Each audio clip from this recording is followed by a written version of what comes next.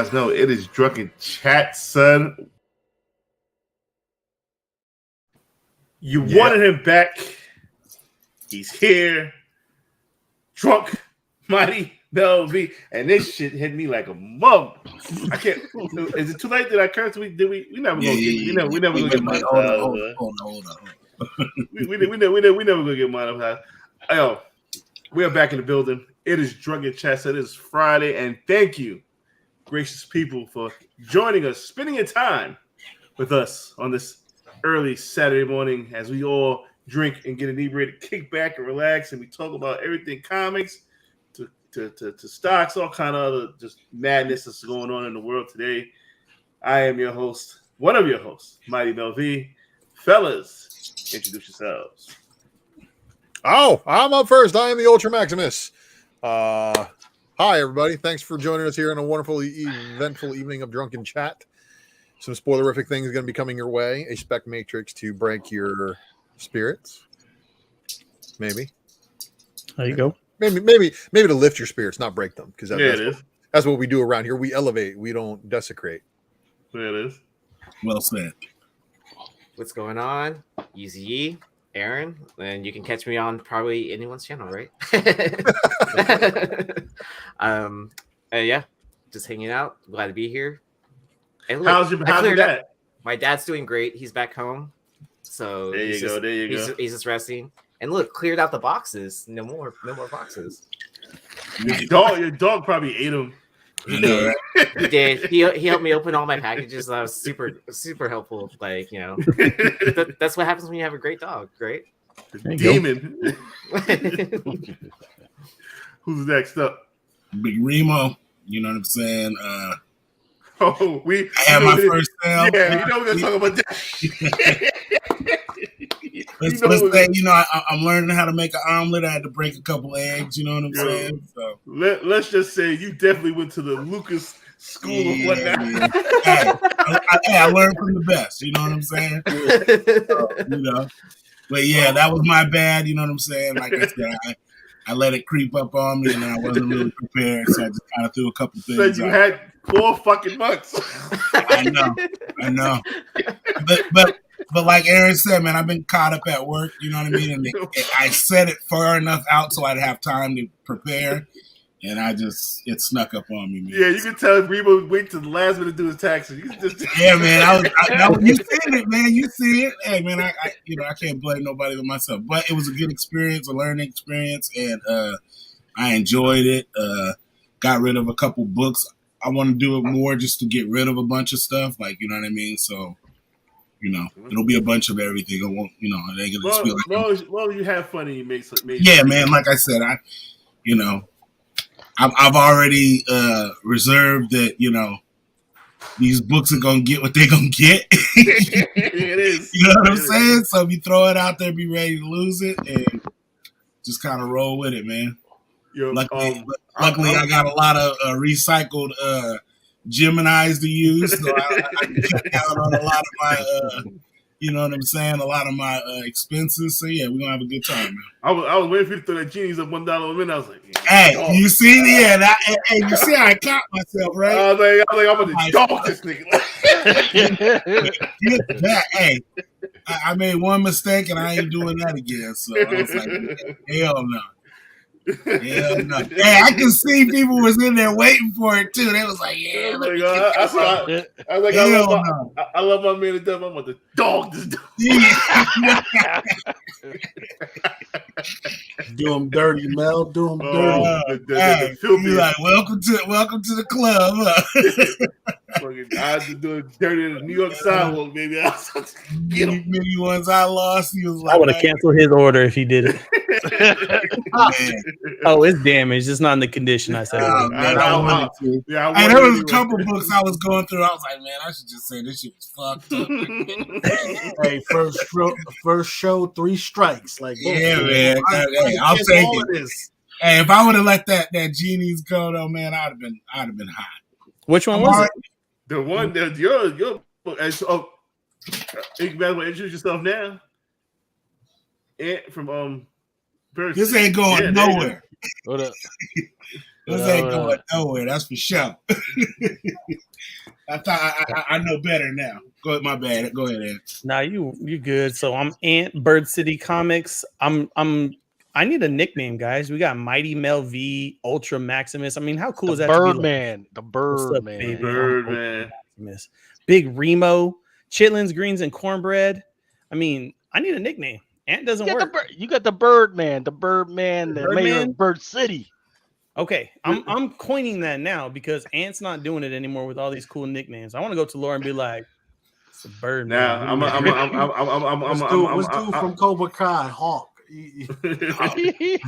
I like him. I've never met. Okay, this is my new guy. I'm changing. Oh, you know what it says? Hold up. Before we get to that, I'm gonna tell the people like I told you, Ant. You Bird City got the crown right now. The crown come with a lot of heavy things. What's the fucking saying? Heavy is the head that wears the crown. Heavy is the head that wears the crown. Quiet as kept. Ants had the crown for a good 2 years right now. People just didn't know. They weren't acknowledging the bling. You know what's funny is I told my kids today, I was talking about coaching basketball, and I said, "Look, guys, you guys are all kings. People just don't know it yet." Mm-hmm. And they were like, "What?" And I'm like, "Okay, next practice, bring $5. I'm gonna make you bet it when I take your $5. You know what I'm talking about." You're cold, man. I told you, Ant's a cold soldier, though. For real, man. Ant's a cold soldier, man. I love it. For real, congrats, man. It's well deserved. You guys need the recognition. You know what I'm saying? Deserve all the recognition you get, man. I appreciate it. And wait, I think to see what I got planned. Yeah, it should have come a long time ago. I mean, you guys are getting your recognition, but this is big, man. It's not easy either, really man. It goes through ups and downs, man. So y'all gotta weather storms like that. Yeah. And then when you hit, celebrate these wins, bro. That's big, man. That Predator I couldn't believe it. fire too. That same Predator. Oh man. Who the fuck is Hawk? Yo, what up, everybody? Good evening. Yo, Sans Cookie Man here. Y'all know me. I've been hanging out with Lucas. Hold on. The kids is loud right now. Hey, turn that down. Man, he trying to He's like, I'm happy. Stop trying to be all white for these folks, man. This is a drunken chat. Nah, you better tell them kids to shut the fuck up. If y'all watch my shows, hey, Lucas, if you watch my shows, you'll know this dude gets louder when I start talking. Yo, that's what he does, yo. He waits for me and then he starts screaming. Like my kids. So I just want to say thanks for having me on, y'all. Cookie Man, y'all know what I do. Sunday nights, Tuesday nights. We also got blank cover battles. Yo, holla at Trish. Yo, Trish, me and my man is trying to get Trish on for blank cover battles. Ooh, I'll text her for you. She'll go on. Yes. Hey, don't come in here trying to steal my juice. I'll text her. I'll text her. Hey, Hawk. Thanks a lot, Hawk, man. I appreciate that. And first, we gonna stop that shit, man. Stop! Don't call this motherfucker Hawk. Finch is a Finch. I'm trying to lose. Hey, you gonna blow his head up too tough. The Hawk. How the fuck you go from an ant to a hawk? Right. What's up, everybody? Mama Comics here. I mean, on mommy duties. And well, you guys will find me, near Nirvana in here. My whatnot tomorrow at 9:30 a.m. Yeah, Mariah. Tag me in that, Lucy. If you get bored, I'll go on that with you. Yeah, in the morning. She is so perfect. Oh, she's getting mad. But yeah, I'll be tomorrow in the morning. Ooh, she's getting mad. But I'll be tomorrow in the morning if you guys want to join me. 9:30 Pacific Standard Time. How's the club? How was the club? What club? I get ready for you guys.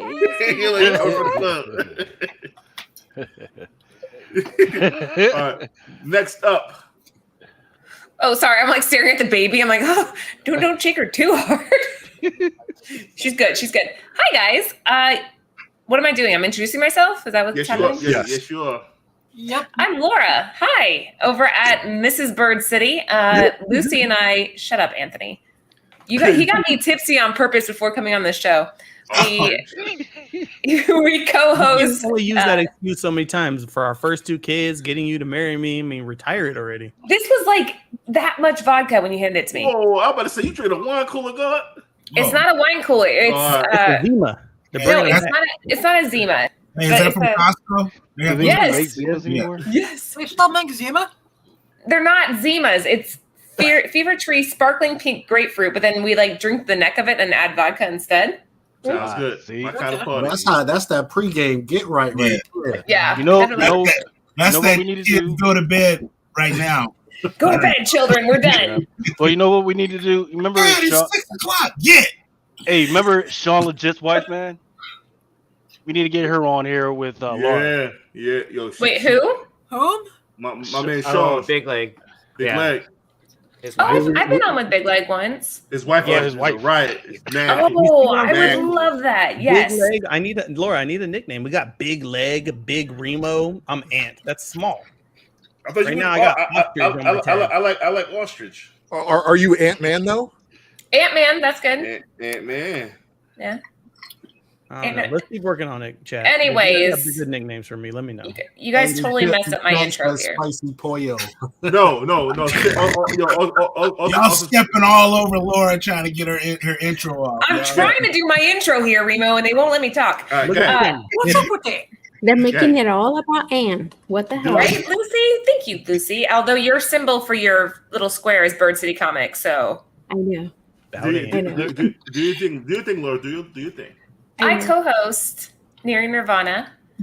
Lucy and I go live on Tuesdays and Fridays, and we just added another show on Thursdays. And I co-own Bird City Comics. Let them know. That's for the courts. That's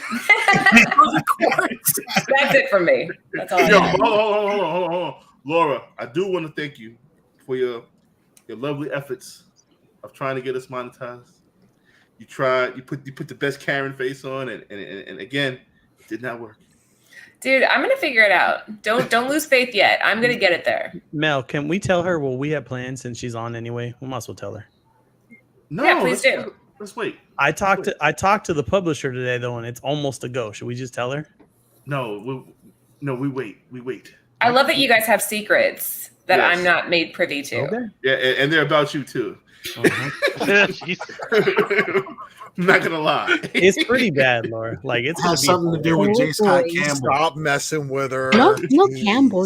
Thank you, Ultra. Can you guys at least make Yee be part of it? Because I trust Yee not to let you guys like do something horrible. No, because I contributed to the idea. What? You're a traitor too then. All 3 of you are in on something and I know nothing about it. Okay. Man, there is no trust. Damn. None. All you gotta do is sit back and collect the wealth and recognition from this idea me and Ant put together to make you even more famous than you. Sounds like another Birkin bag maybe in your future, Laura. Mel texted me and I was like, I can do that.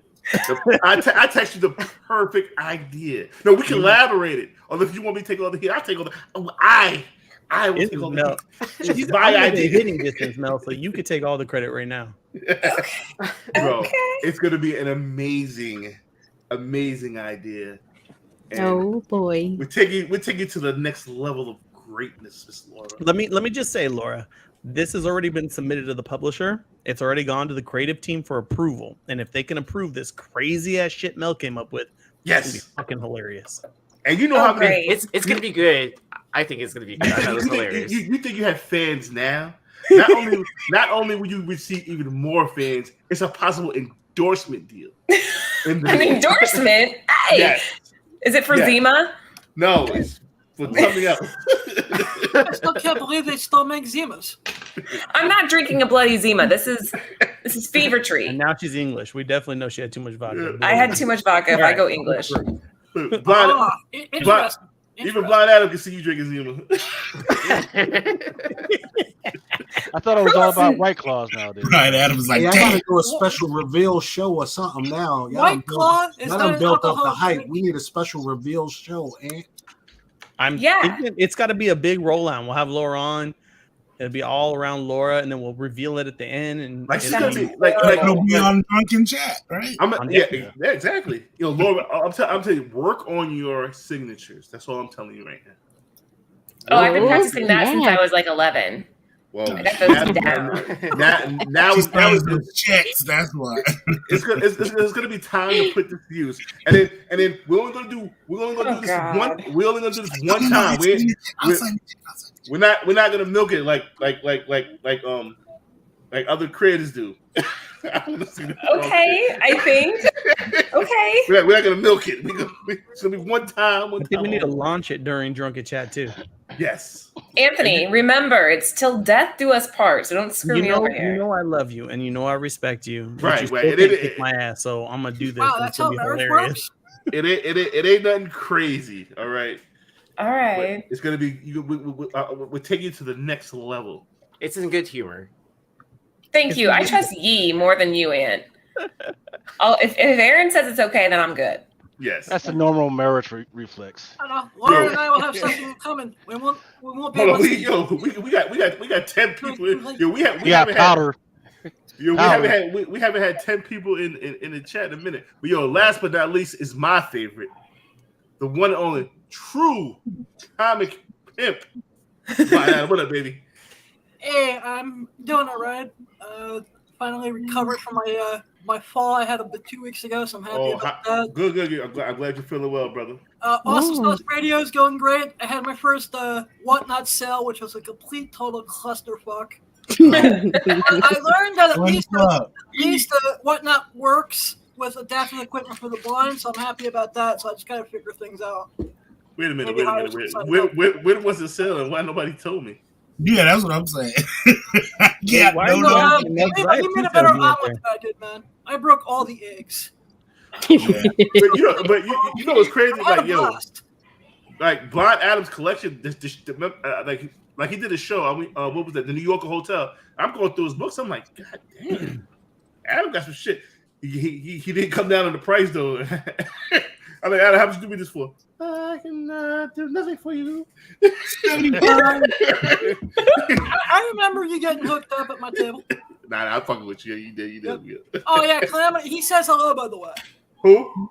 My partner in crime, Mark. Oh yeah, good dude. Very good dude. Very good brother. Yep. Like that kid. All right, now after fucking 18 minutes of fucking introduction, let us get into the shit. Let's do it. Let's get into a little bit of greens. It's gonna be a little important, and I want everybody to understand. Hey, first of all, rules are no fucking spoilers. You fucking spoil some shit, I'm fucking kicking you the fuck out. All right? The shit just came out. My covers are badass. Yeah. All right. So freaking really behave. All right. Behave. Okay. All right. 8.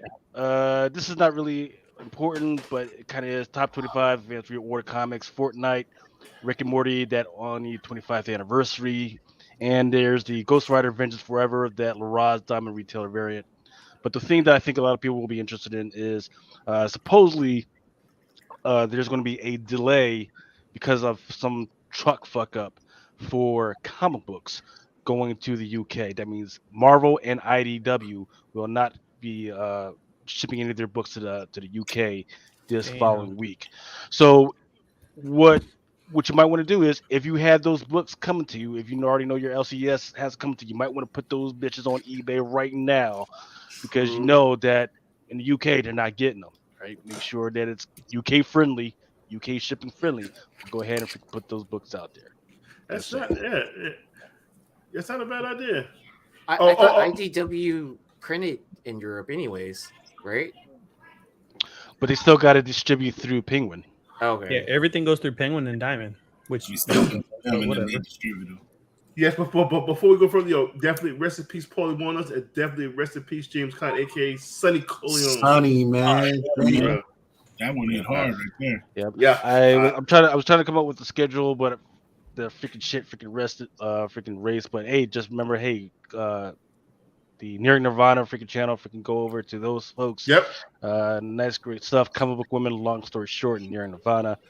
freaking go ahead and freaking snapshot if you guys need to. I got a freaking schedule from Aaron. I'll talk to that later on while you guys are doing nothing. I'll freaking recut that freaking thing.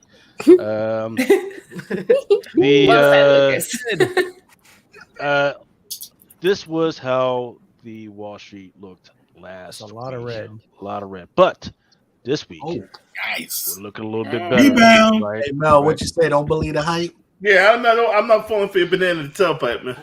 Yeah. Look. I mean, and I'll go into like some of these individual companies later. But just because you're seeing a little bit of green through the week doesn't mean that they're ready yet. Hey, you motherfuckers thought I was crazy, and I told y'all Elon Musk is a crazy motherfucker. Don't fall for that Twitter bullshit. What did I tell y'all, motherfuckers? What did I tell y'all? Yeah, he kept harping on that bot shit. Like, no, hold up a second there, Mel. Let me take the reins on this one because first of all, Elon Musk knows exactly what he's doing. Yeah, Elon Musk, by trying to buy the company that is filled with mostly bots, proved that the company's not worth what they were asking for it. Mm-hmm. And I'm willing to bet, I'm going to call it right now. The speculation matrix is that Ultra thinks there's going to be a bunch of people going to jail from the Twitter board, and that the general public is going to find out how many bots were involved, and also that there might be some political leanings causing some muck up in that company.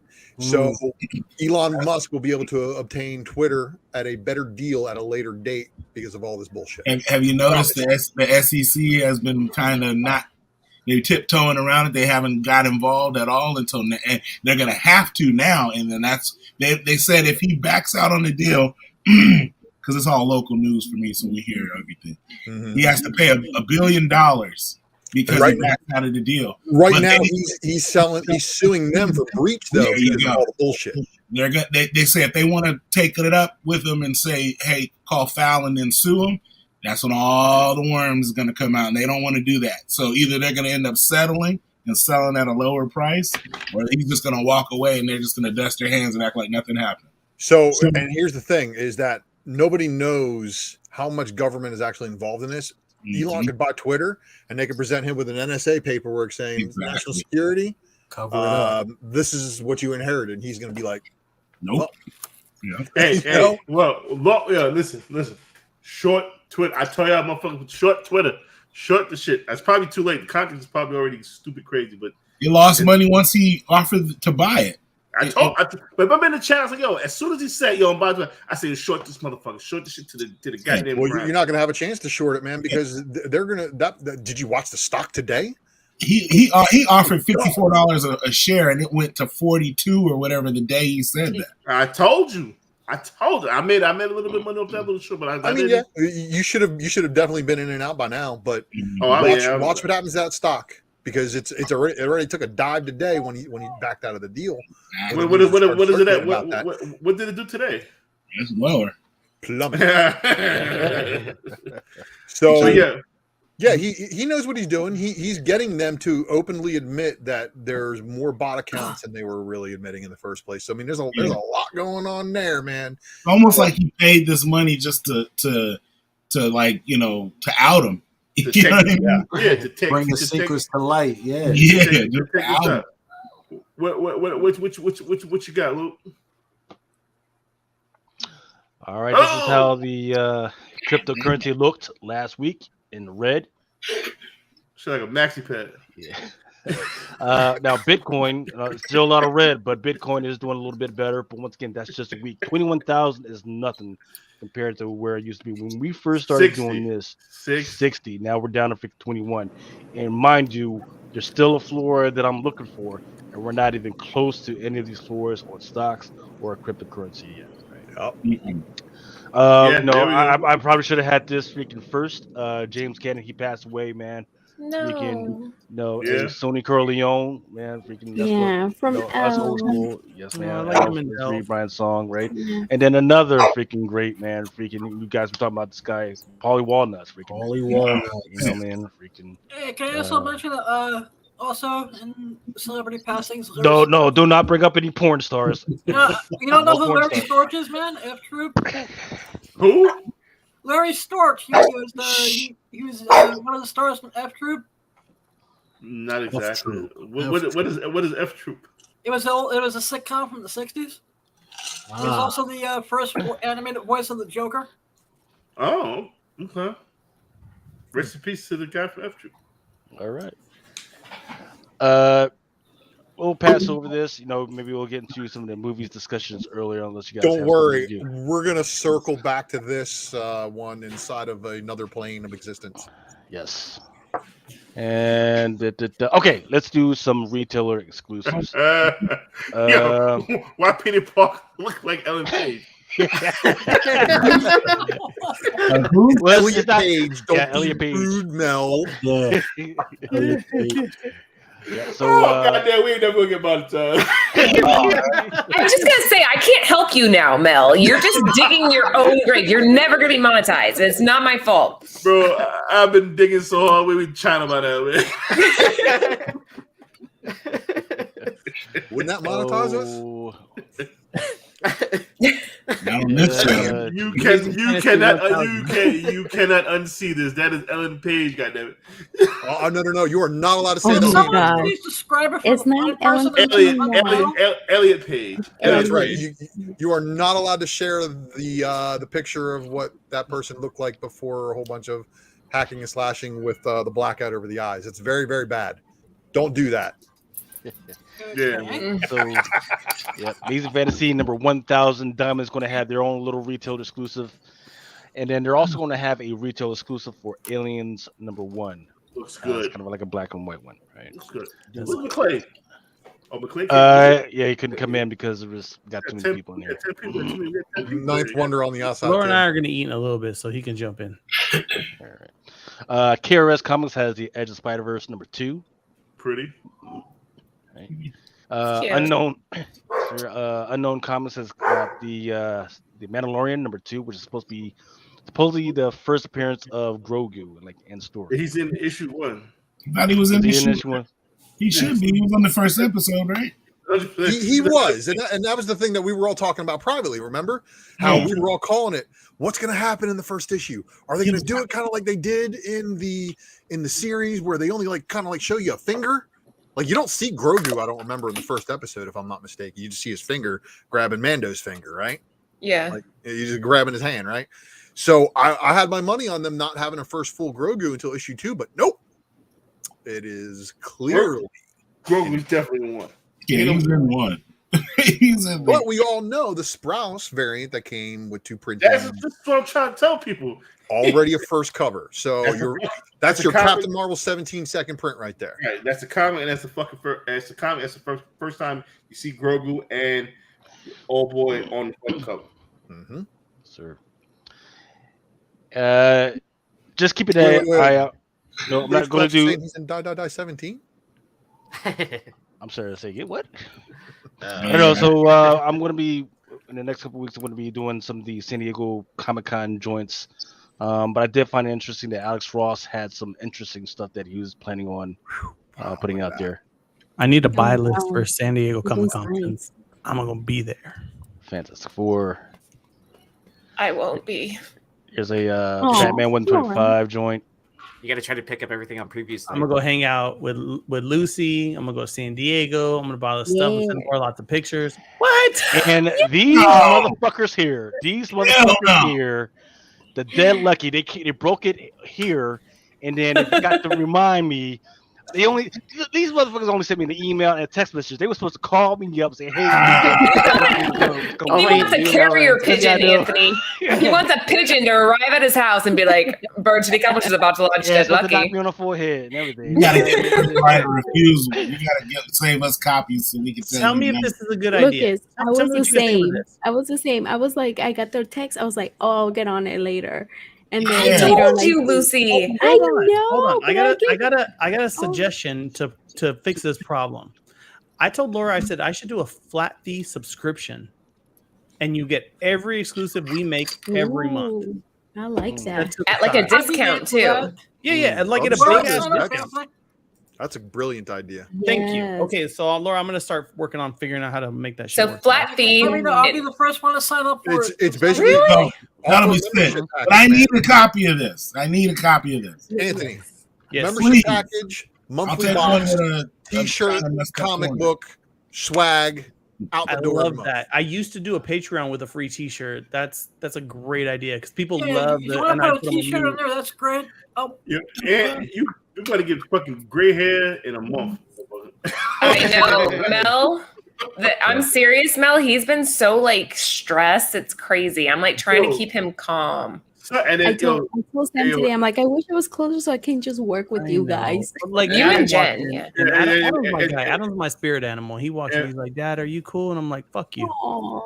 Shut up, Anthony. No, he didn't. No, he didn't. And you better stop sending me the voicemail. I don't like talking on the phone if I call you some point. Goddamn. His phone never stops. It's like all day. All day long. It's like I want to talk to somebody. Everybody wants to message me. Seriously, I told you. First of all, I ain't gonna lie to you. I said the Dead Lucky. I said, why is he doing the Dead Lucky book? I'm glad it sold out. You proved me wrong every single fucking time. You guys want to see some cool shit though?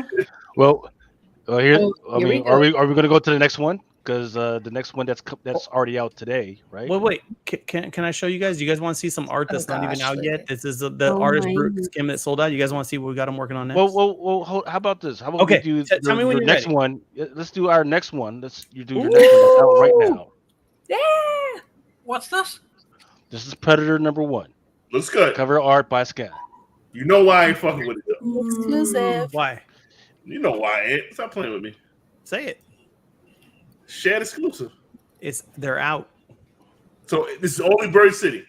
The Hive, Bird City, and Devil Dog Comics are the only ones I let have a piece. Wait, and what about Hanahan? Did Hanahan get in? Hanahan. Hanahan. See? Yeah, I don't even know who Hannah is. Hanahan's good people. Hanahan's good. Devil Dog's in Vegas and Hive. You guys know Oh, them. yeah, Devil Dog is awesome. Hive's good people too. And handsome like some drug dealers. Yeah, wow. Look at what Manny said. Hanahan's in South Carolina. They don't got no juice. Look at Manny. Oh my gosh, Manny. That's hilarious. The is obviously what 3,000. Obviously. You know what? And I tell this to people all the time. Laura knows this about me. When I do an exclusive, I look at all the other exclusives that come out with mine, and I will legit go, "Shit, that was a good idea. That one's better," or I'll be like, "Mine's better than these." Look at the Predator exclusives. Aside from the fucking 600, 1 in 500 in Yuckly is badass. 3,000 of them. Yeah. Aside from that, ours is the best cover. You should find it. I like to stick it up to the lower. Adam wants this book. It's badass though. I ain't gonna hold you. It's badass. I ain't gonna hold you. It's available for order on the birdcitycomics.com. And it will most definitely sell out. 100%. Is our code near Nirvana work on this? All the codes work near. What does Drunken Chat get them, Ant? What does Drunken Chat do? All Mel has to say is, "Ant, I need a Drunken Chat code," and I'll make one. Yeah, and I need a Drunken Chat show for my people. Hold on, let me get to it. It's been scrolling along the bottom of the screen this whole time. I've been from last week. That's because I'm too. That's because I'm too drunk to fucking change anything right now. So there was no code this whole. This was from the what was it? A couple weeks ago. No. Wow. Yeah, Everyone has said it for. No. Okay. No. If Jada Smith becomes Miles Morales. No, why? Hell no. Well, we should see. Like, there's supposed to be some big announcements at San Diego Comic-Con. Yeah. And if they announce Jaden Smith for Miles, I anticipate he's being burnt down. He will riot. You have killed your own universe. Oh well, they already did that with every casting they keep doing for this fucking Man on Web movie. Yeah. They need to Wait, is do that Sony though? For the kid who played Lucas for Stranger Things, he will be good, but All right, I got it. He's not half yeah. but Puerto he's Rican. not. Yeah, that's what I was gonna say. That's He's the not. missing link that we need. It But wait a has to be minute, somebody wait a who minute. is half black, half Puerto Rican. But, okay. you know, and I'm the first person that's like, oh, race isn't important. But look, when a character is designed this way, you have to honor it. But wait, but what about Sochi? She's not Puerto Rican. In America, she plays. Isn't she like Puerto Rican? But she's Mexican. Who's that? America, the She's an girl who alien. plays America, Xochitl. Yeah, she's from an alternate universe. Well, considered no. an alien, whatever you want to call it. So No, they her changed origin's a little her. bit messed up. Yeah, they changed her out. They changed her origin now. Oh yeah, in the new series. Yeah. So it was just that's what she thought because she was just a kid, but they changed it so that she's really. I mean, she's Puerto Rican, but like her moms are like actually human. They just did some crazy shit. Okay. All right. Did you guys see it? So that's the code. Yeah. Do you see what? Yeah. Drunken Chat 69, 10% off. Yo, Ninth Wonder, McClay, if you guys want to join, we have start open. And let me tell you how much percent off? 10%. Anything 10% on the website. Ongoing. This is ongoing. It will not expire. Every time you order, just put in Drunken You're Chat. leaving it permanently? Yeah. Permanent. Wow. Now So that's Drunken Chat 69. That's fucking that. I can remember that. That's Adam's favorite number. That means every one of our haters, if they want a Bird City, they got to take the Drunken Chat. I fucking love it. I fucking love So all right, so what's this futuristic stuff that you got going on at Birdman? Oh, you want to see Birdman. So Laura and I are in love with this artist named Brooks Kim. But hold on, hold on. I have to give credit where it's due. I have to. Do you think? It was Mr. Longshort who kind of drew my attention to this artist by posting a couple times on his Instagram. And so I looked into it and I was like, okay, yeah, there's potential here because he's so distinctive in his art. He's very fluid, as you guys saw with the Dead Lucky. Like it's loose, but still detailed. So thank you, Ben, for bringing this artist to my attention because that's the truth of it. Being transparent. His name is Brooks Kim. Yeah. Brooks Kim, you should be able to find them. It's a 9 first on Instagram. 9 Brooks Kim. Yeah, 9 All Brooks right, Kim. thanks. Drunken Chat 69, Brad P. Meister or Brian P. Meister. 69. 69. Apparently, I've used Drunken Chat as a one-time code, so the website kicked it back, said you can't use it again. So I was like, 69. Okay. So Drunken did our Dead Lucky cover, and so I said, and they do sexy very well, cute faces, and I said, all right, let's put them on a Vamp book. And here's the concept art. This is you guys are seeing how it works at the beginning phases. Mel, check this shit out. You're gonna love it. You see what you're talking about here, huh? Wait, is this Coco Aspen or is this who are we talking about? No, Coco Aspen. Do you want me to show Coco Aspen too? We got new art. Sorry. Who the fuck is Pretty Tony? I'm trying new nicknames, Mel. Pretty Tony. Mel, I think it works.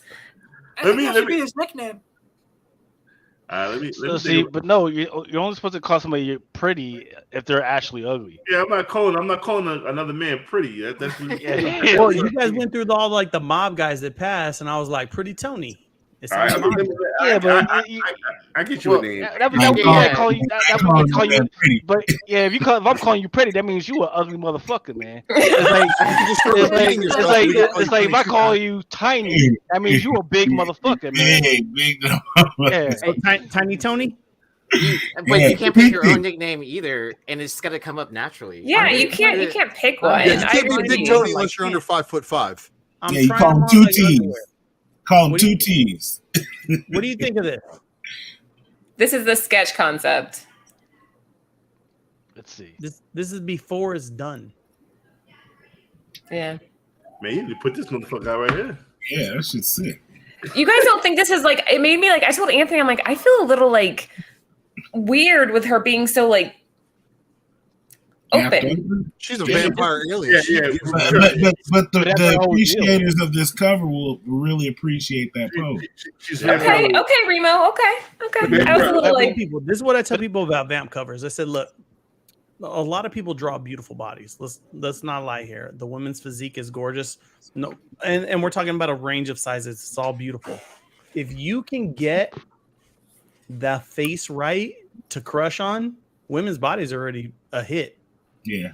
And this face for me, like the eyes and the face, it's on point. And then you zoom out and you're like, all right, I'm in. Lucy, what is she saying with that face right now? You forgot the milk? That's all right, baby. What's up, baby? What's up, pretty boy?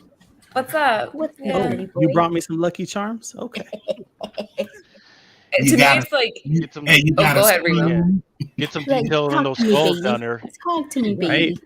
baby. You know what? I would like a female's take on these Vampirella covers and see what they think about it. Because Vampirella always been a whore. First of all, let's get that. Vampirella is a different character, though. Like, her species is sexual. They don't see it the same way, our That's like humans Prince. do. Prince is She not tried human. to fuck the Dracula out of that one dude. Prince, Wow. Prince is from a sexual planet. I don't Yeah. think So Prince I is am not from Earth. Prince is not from Adam, Earth. Prince is not from Earth. Prince is from a sexual planet. Yeah, I think she uses sexuality as it's a power. It empowers her versus like degrading her. So Vampirella, the sexier, the more empowered she is, in my opinion. Oh, put the thing back. Okay, go on. That's all you got? Well, we're waiting for that concept to get approved. You want to show them our other brand new artists that's never done a comic book cover before? Babe, we weren't supposed to talk about this. I said it by accident. I had some vodka and grapefruit, so I'm pretty Adam, where you at? Fine. You know what? All right. Let's do it. Let's fucking do it. We had. Okay, go ahead, Ian. Hold on. Mel, I got an idea. Yes. I got 3 concepts, okay? From a brand new artist. This artist has never been published on a comic book cover before. They've done like a lot of fantasy novel type stuff. Ooh, it sounds like a They poll, sent us 3 Mel. Get it concepts, ready. and Laura and I have not picked a concept yet. Do you guys want Drunken Chat to weigh in on it? I'll make a poll. Of course. Okay. Make a poll. Lucas, I want your opinion too. But let's be real. I may just veto everybody and do what the fuck I want to do anyway. But okay. Just being real. So your poll is useless, Mel, but let's do it anyway. Yeah, but no. The poll should be useless because these are the people buying your books at a 10% off by Drunken Chat. Drunken Chat Sun 69. Can I ask a question? Can we show nudity? Yeah, we're not. They're not monetized. They're never gonna be monetized ever. Ever. You tell me black faces on As long as you don't have a real life dude fucking streaking across. As long as it's not, Let me take you on a journey. Wednesday night, you're good. Share my screen. Let me take you on a journey. Here's the artist. Please be descriptive. There are blind people on the dais. How about you not, so that the people that are trying to scream this shit don't find it in the chat. And go, there we go. All right, look, that rogue looks like her suit is painted on her. Yeah, so that's body paint. That ain't no fucking outfit. She's naked with a jacket. Wait till you see what Laura did here. Laura talked to these people. So go ahead, Laura. So I told Anthony, I'm like, hey, I found this artist that I want to work with. Her stuff is amazing, and I think that we could really do something with it. So I reached out, and it's actually 2 people. Coco Aspen does the sketch, and then she works with a partner that does the coloring. Look at that one right there, Mel. Check that. Look at that lighting. I think it's kind of like it has like a mixture of like boss logic power to it in the sense that light just, right? Lucy, come on, right? And so I'm like, I'm going to reach out and see if they respond. And I'm like, they're not going to respond to us, right? And like 2 seconds later, well, not 2 seconds, like 2 hours later, I'm like, holy shit, Aunt, responded. And long story short, there's a new Vampirella book coming out where her body is possessed by an evil baroness that like takes over. So like, pretend I take over Lucy's body. I'm like, Lucy, you are now mine. So we saw this image. So we saw this, and I was like, let's do something like this with that same concept, and check out these sketches she sent us. Let me open them. Double O knows the deal. Wow, we gave her the concept. It's Vampirella. Got away with some art on my channel. So it reminds me of So we gave her the concept. We said, look, it's a baroness, a woman person that's trying to take over Vampirella. We love this piece that they already did. We want something similar to it. And these are the sketches they gave us that we have to choose from. And we just got these in today, so we haven't really made a decision yet. So yeah, Mel, make a poll for me. And Lucy, what were you trying to say? Reminds me a little bit of Janet Frison. Like she has that feel. Ultra, can you make a poll on YouTube? Because I can't see shit. And then, as Trish would say, it's amazing how she renders that gold. All right, share my screen, and here's the concept art. We couldn't pick; they're so good. There's 3 separate sketches. Lucy, I want your opinion on this. Guys, you guys are getting some insider shit right now. I know. I can't believe we're doing this. We're Don't both. do it, We're Ant. both. This is your home. This is your home. Yo, kick your shoes off. Oh wow. Hold the fuck on. So you have the hands of the Baroness coming up from behind her, and I wanted the long. I like Vampirella with long hair. I'm sorry. I like that long flowing hair down to the ass type hair. My favorite though, but Laura liked this one. I did like this one. I thought it was pretty, but this isn't my favorite either. Whoa. Yeah, there we go. This is There my you go. favorite. That's exactly what I was thinking. That's exactly what I was thinking. Wait. Tell me this. Tell me if this is the winner. This is Laura. Laura's like, can I get this image? This image, but Lucas, watch with these hands down her panty line. Easy. No. The hands have to be around. Yeah. Only if there's a waist chain on there. There's 4 pairs of hands, Lucas. There's the Baroness and hers. That's The second one, for some reason, it hit different. Because the hand has to be around the throat. That one. It's almost a choke. But the gotta be second hand. But the second one, Lucas. This. So one's choking her, one's going down the panty line. All right, so I think I'm gonna call it a night. I'm gonna see you guys next week. Because look, I mean, when it comes to vampires, there's got to be a little bit of freaking danger, man. If not, this is not.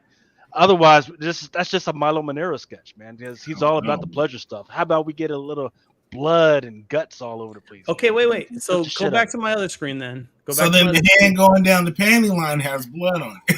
Number 2 is the one. Right. Oh, Jesus Christ.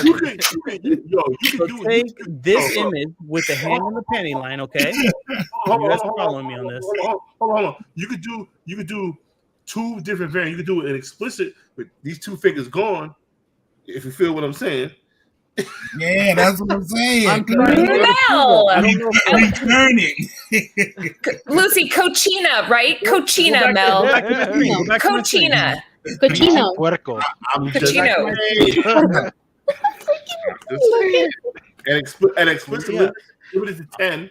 I'm walking you through this. Pull me back up on the screen. All right, where we at? So the choking, but that left hand, we're gonna go panty line, and we're gonna go with let me look for this blood dripping down like that. This light effect, but we're thinking blood coming from her sides, dripping down her body, and that neon glowy blood effect. Wait, go back to one where she was that a rope around her neck? Go up. This artist is amazing, by the way. One more. Thank you, Mel. I had a good feeling, man. I was like, this is going to be a good one. It is kind of Jenny Frisness. Lucy was right. Yeah, that was kind of fresh right there. Yeah, it's beautiful. It really is. So those we're trying to combine the B and the C, and then get that neon blood drip, like just to tie it all in. And nobody else can use her. She's ours. We claimed her. All right. So, about. Can she draw some tentacles? Can you add some tentacles in that? What the fuck is this? Why would a Baroness have tentacles, Lucas? It's an alien, right? There, champ. She's an alien, right? The Baroness? Yeah, or is she just a regular human? She's like royalty. She's a Baroness. She's a widow of a baron. I don't know. But she's obviously a mystical Baroness if she's taking over the soul or body of Vampy, you know. Touche, Ultra. Touche. And then the other one right there with the stop with this red kryptonite now. Come on. The bondage up there. Right there. So we got the drunken chat approval on this, yeah. Big, except for the lack of tentacles. Good. I was still trying to make a poll. Hold on, man. I don't know why we can't make polls no more. They took that feature away. What's going on? Well, I can't make the poll because I don't run the channel. Let you do it. You can do it. Laura, look at that. I don't run the channel. I don't have access to Mel's account on this. No, but I have access to my own account, and I'm right clicking a little dot. If you go to YouTube, you have to click the little bar button. Look at the puzzle piece that she's pulling from herself. Or there's that little symbol in the live chat. There's that little symbol of the graph, right, to make a poll within the live chat. Oh, I got it. Okay, isn't it crazy? Nobody's ever used her though. It's like what? Like where? Yeah, that was hard right there. Yeah. I mean, Bird City fan choice. Option 1, Option 2. Option 3. Ill right there. Was There you go. See, there you go. There's tentacles right there. Yo, go. Yo, there you go. Look, 2 hands, wherever the hell you guys want, but she's got to get strangled by some damn tentacles. Yo, show. All right, so tentacles is a big thing with Vampirella. We got Stranger Things. Stranger Things. Right? And yes. Hey, one of those joints has to be ultraviolet. Yo, the poll is up. 1, 2, or 3. Now let's show the people. 1. My screen back up. But Mel, my choice was a combination. 1's great, but I like it. It's not dirt. 2 is fantastic, but same throat hand, but with the hand of 3. 3. Yeah. So she's being choked and the hand's going down a little bit. Yeah. Right? Put a bundle out. Put a bundle out. And those are the. It's got to be anatomically. It's got to be able to be shown right, like choking with the left hand. Like so, she needs to be over the shoulders. It might not look right with the left hand. You know what I mean? So you're not doing all 3. You're not going to do 1. Well, no, it is the left hand, huh? It'll work. I like the idea of the 2 finger, the minus 2 finger metal. Yeah. You should do the wrist. This is our next sellout. I'm calling it right now. Our next sellout. This is the one. So y'all got to see how it goes down. Yep, and it'll be another first for this artist. So if she ends up blowing up, which I don't see why she wouldn't, because she's fantastic. And now that we just gave everybody away our little secret here, I see people using her. We can give it away. That just makes us want it more, and then when it comes, just make sure you buy their first OA. Yeah. Yo. So boom. We are at 29 votes in a matter of 2 seconds, and number 2 is outstandingly performing well at 83%. Number 1 is at 7%, and number 3 is at 10%. All right, so we're doing the choking. It to be like a little effect. Right. You know what I think what throws me off about the number 1 is that I get it, but she looks a little too happy. You know what I mean? You're like, she's like, oh, I'm being possessed! Yay! Yeah, it's like nah. I mean, like I want to see some terror in her eyes. Yes, you need a little fear in her eyes. Lucy, do you like her? Oh yeah, yeah. I was gonna show you and Jen later. I didn't know we were gonna like blow. I don't want to say what I'm thinking. Don't say it.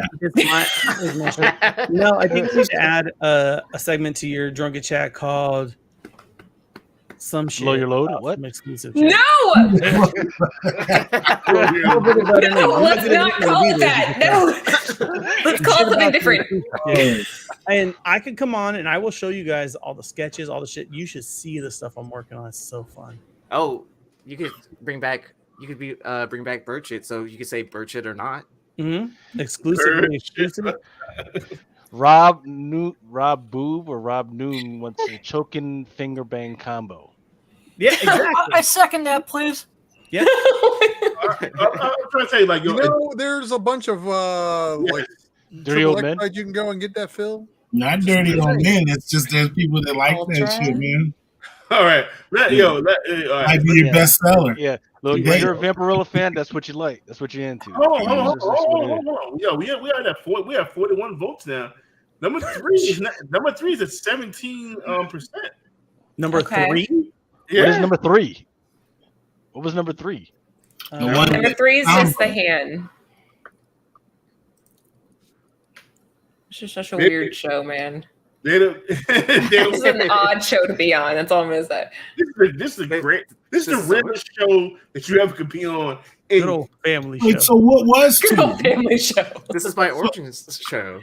So what was number 2? What was the number 2? That was the choking. Number 1 was the panty combo. Number 3 was the panty line. 3 was the choke and the panty line, right? So right, which was the choke with her covering. We're basically combining 2 and 3 aspects. Yeah. I just think she's just an awesome artist all around, man. Yeah. Thank you.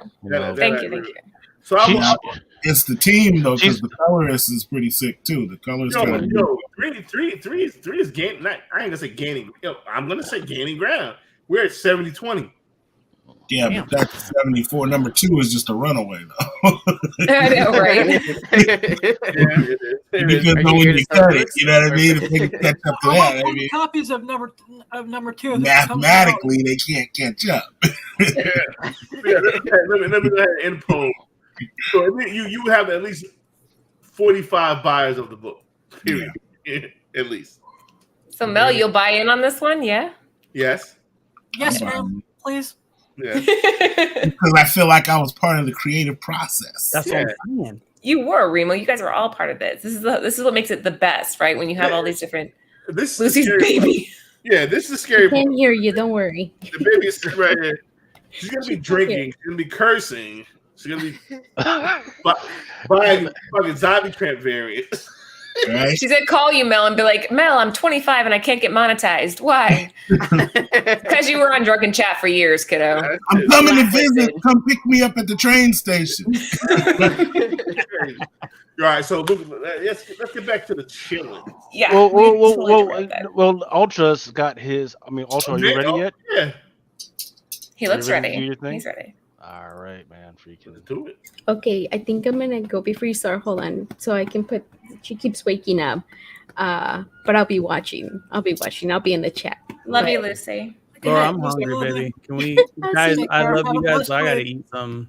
Yeah, so catch me tomorrow. Look, she already got out of her little swaddle thingy. She's mad now. Yeah, so I'll be tomorrow morning.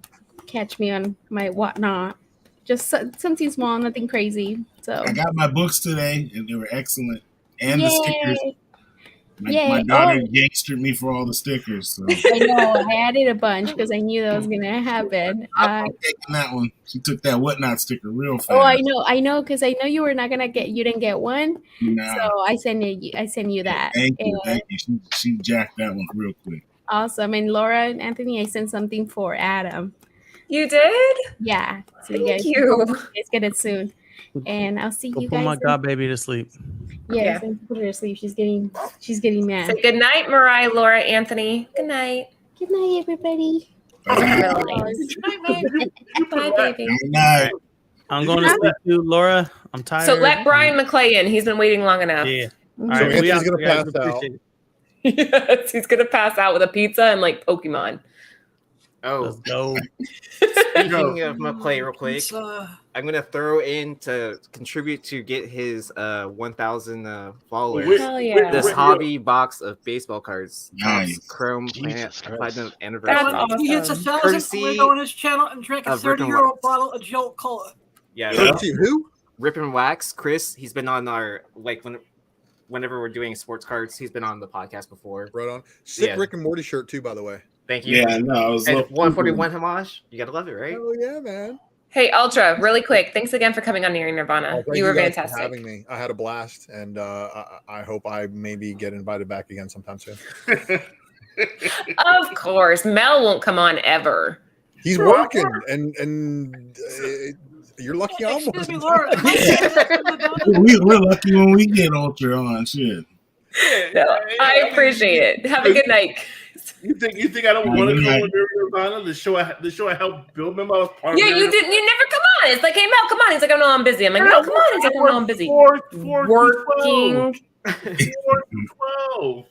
We got Sounds like somebody's come got on to later this tonight. place one night, and we got to See- come over there and take over or something. I don't know. yeah. The next I know, day, right? next Friday, I decide not to go to work. I will promise I will be. Yeah, definitely. You let me know anytime. But thanks again, Ultra. Adam, I'll see you later. Remo, good to see you. Lucas, your voice is like silk. Love it. And Aaron, thanks again for making sure that whatever they're planning isn't too sinister. Okay, no problem. All right. Guys, Love you guys. Pressure. Laura. Bye. All right. Oh, hello, everybody. Here we I'm go. So glad to be back. Ultra Maximus. It's been a long time. I should not have left you without some dope books to spec to. But you know, the boys in the hood are always hard. Come talking that trash, and I'll pull your card. Okay. Knowing nothing in life but to be legit. Don't quote me, boy. Because I ain't said shit. So I just wanted to get that one out of the way. Welcome, everybody, to another fun-filled adventure that is the Speculation Matrix, found exclusively here on Drunken Chat, unless it's on my channel. But tonight we're doing an exclusive because I have not done this one on my channel yet.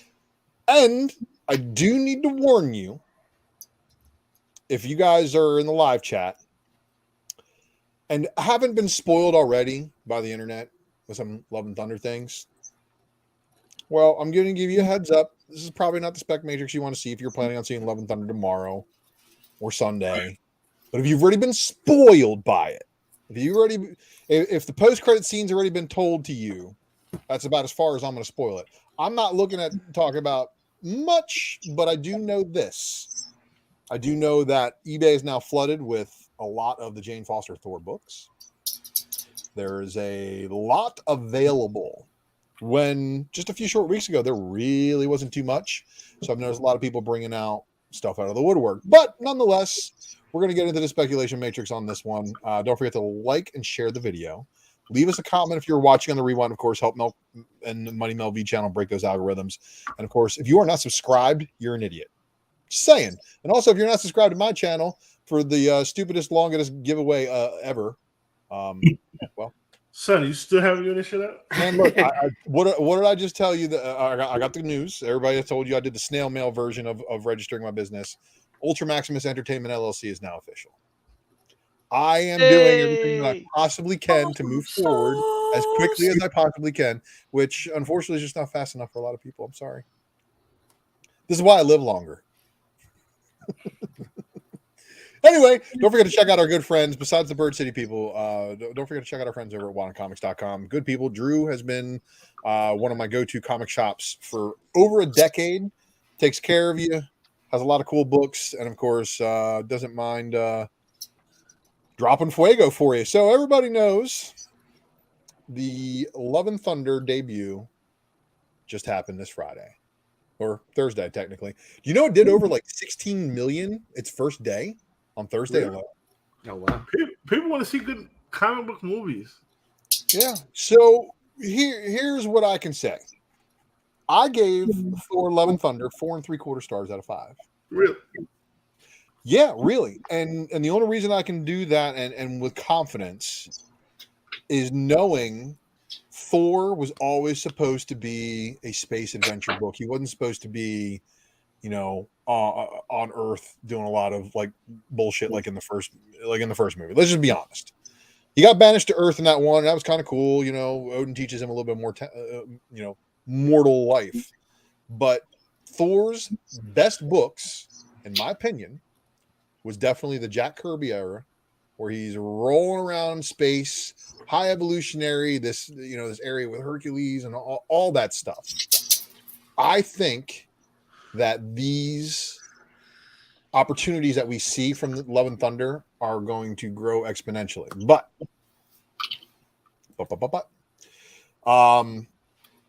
the post-credit scene, big spoiler for a lot of people if you haven't heard already, there's a new character that has not been MCU'd yet, but has been around for a while.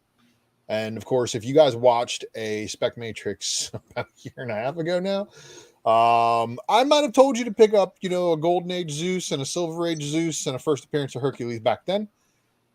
But if you didn't, well, you still got a chance before the book really takes off, because his first appearance actually is confused by a bunch of people because he actually appeared in a Golden Age book first.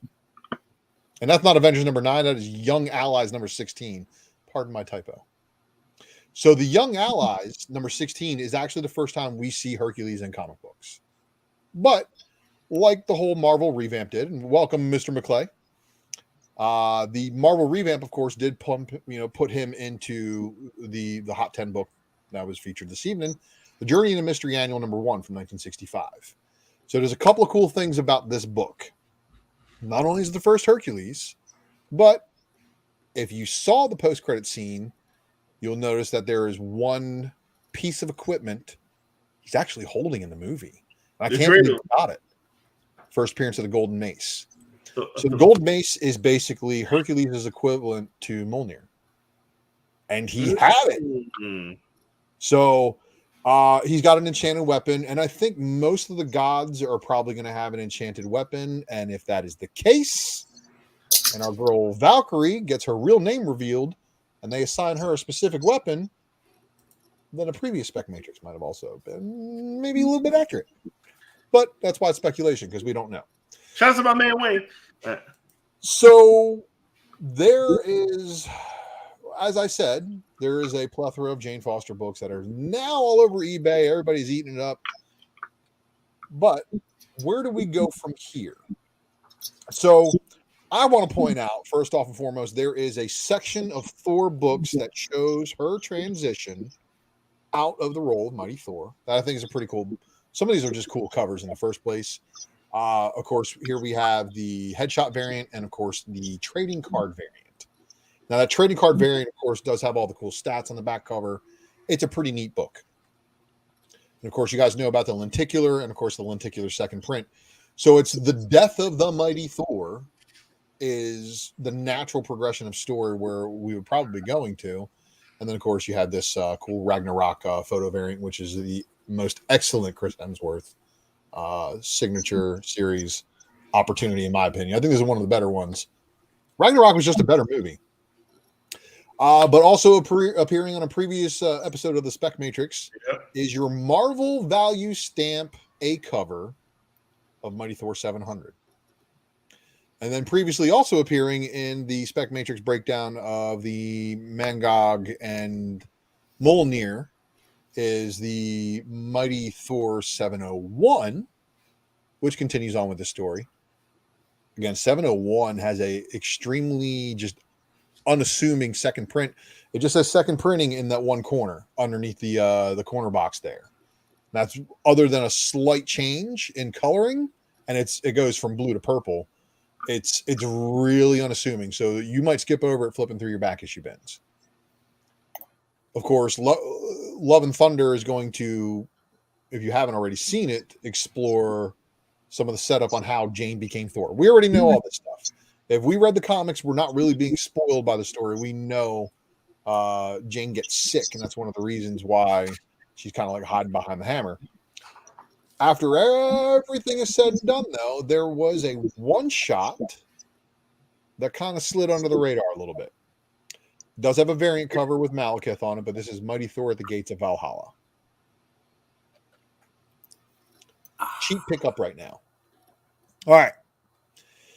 Jane Foster was made an immortal once by Odin.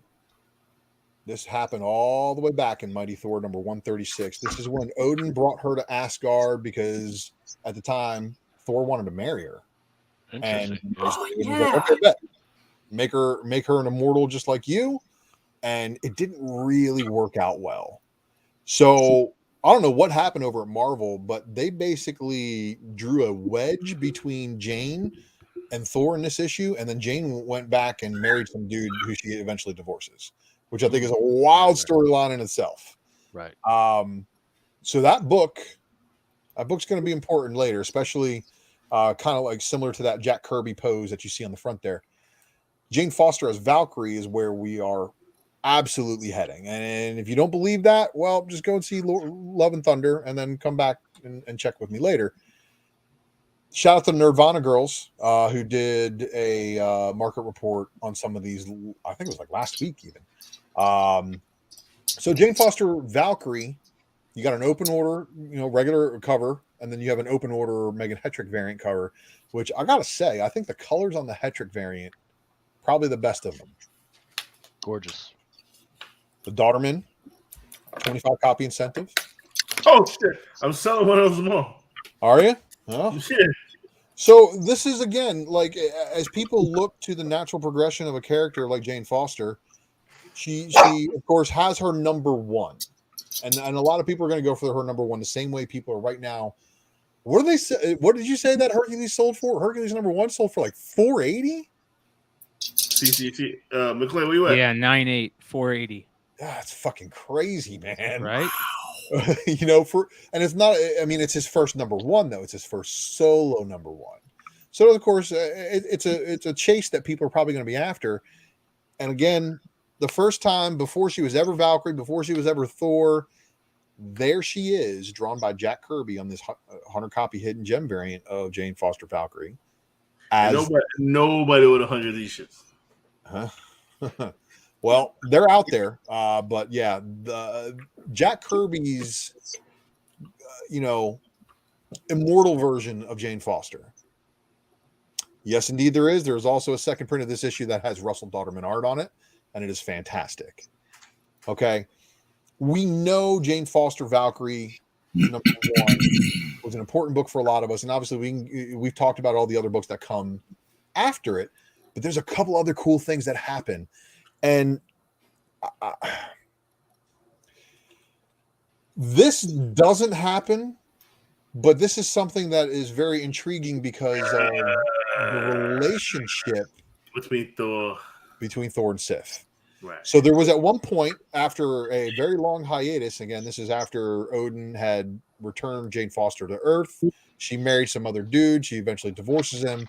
This is like one of the first times that they picked Jane Foster up as part of the story. Jane Foster. What issue is this again? This is Mighty Thor 231. Okay. This is where Sif uses a rune staff to combine her life force and save Jane Foster's life. Okay. There may be something that comes out of it. The first rune staff appears in 235. So this is when they return to a Jane versus Sif storyline, which I really honestly think that there's going to be some kind of conflict between the two of them in the future. Just going to leave it at that. Not trying to spoil nothing.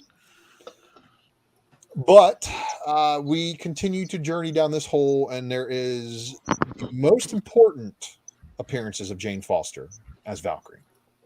The most important, of course, is her first. This is the one that, of course, they snuck in the War of the Realms Omega. This is your regular Phil Noto cover. There is a variant that has just Thor by himself on it. There is also a second printing. However, a book that has calmed down an awful lot since it first hit, because this book right here had taken off to really big heights. This is the War of the Realms Omega 1 in 50 Yarden variant. Good luck trying to find this one. Not too many of them out there. War of the Realms kind of put a little bit of a stress on a lot of stores at that time. And by the last final issue, they're like, man, I'm not fucking ordering 50 copies of this shit. So you do have a first appearance, and that's the reason why it tripped a second printing, is because the market was not satisfied. So incentive ratios, these books, again, have cooled back down. These are books that I would be putting in my collection until further news. And of course, I prefer the method of buying on rumors, aka the speculation, and selling on that news to make sure you get in and get out if you were not collecting the books for personal collection. So, with that said, I think War of the Realms Omega is going to be seeing an upswing. Probably a pretty big one. And again, something I'd said on the Nearing Nirvana show is the way that I'm looking at Marvel speculation is the characters that are the original copyrights, 1940s, yes. They're running out of time. Say that shit. They will be railroading those guys into movies appearances so that they can make way for the newer generation of characters along the way that has even more years left on their copyright so that they can milk the money. So don't think that Marvel isn't looking at the original characters and pushing them. They're pushing them out fast for a reason. But Marvel, if you're watching this show, do not fuck up Fantastic Four and do not fuck up X-Men. Those are the only two you got to get right. You get those two right, and you hold them really comic accurate. The rest of the Marvel universe can be built around it, and nobody else will give a shit. So for my haters out there, I got to ask you, which is it? It's one of three reasons. You either hate me because you see me as a threat, you hate me because you hate yourself, or you want to be me. Deal with it. Maximus out. Oh, those dirty motherfuckers. Great. Oh, that was awesome sauce. I made notes. I got books to buy. That's a good. Always see the Eternals again. Yo, Phil, what up, man? You trying to come through, man? What's that? So So if you paid attention to the movie, you will see hints of them in there. It's one of those, if you're not looking for it, you'll miss it type deals. So look, there is probably about 300 different freaking characters that they slammed into this thing. So if you're looking for them and you know your mythology, just like I know freaking Ultra does and freaking Brian does, man, these are super fucking religious mythology knowing motherfuckers. They know everything about alien technology and all that shit. So wait for these guys to freaking see it about 2 or 3 times, and they're going to come back to you and tell you what's going on. Oh, with this shit. But bro, when that shit hits Disney Plus and I can watch it on my plasma. I'm sorry, my ancient plasma television still looks better than most of the TVs out today. I gotta say that. I don't know what it is. It's the refresh rate. Let's just be honest. It's the fucking refresh rate on the plasma. Everything looks good. Still. Because everything nowadays is made with cheap conductor parts that don't last more than 3 months. Yeah, I've thrown out a TV that was relatively new recently.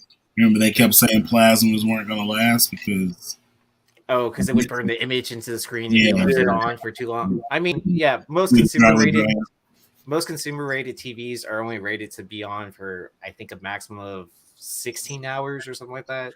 Who the fuck watches TV for more than 16 hours? I don't know, but what? I leave my TV on all the goddamn time. That's like $900 a month, man. Florida AC shit.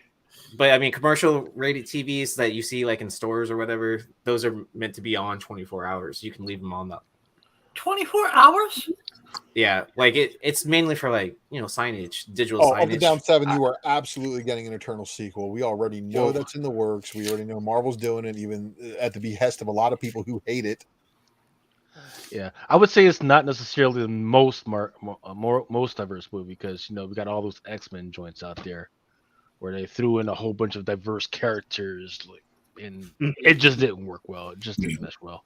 Hey, McClay, did you see what Yeezy's giving up for I did, dude. Yeah, I heard about it. This is amazing, dude. Yeah, so courtesy of Rip and Wax, he wanted to throw this into the pot.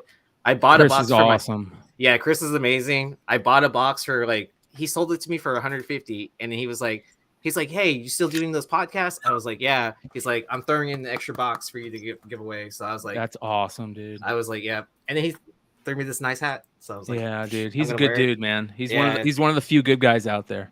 Yeah, especially in the sports card breaking, like that stuff can get really sketch. This dude keeps it real.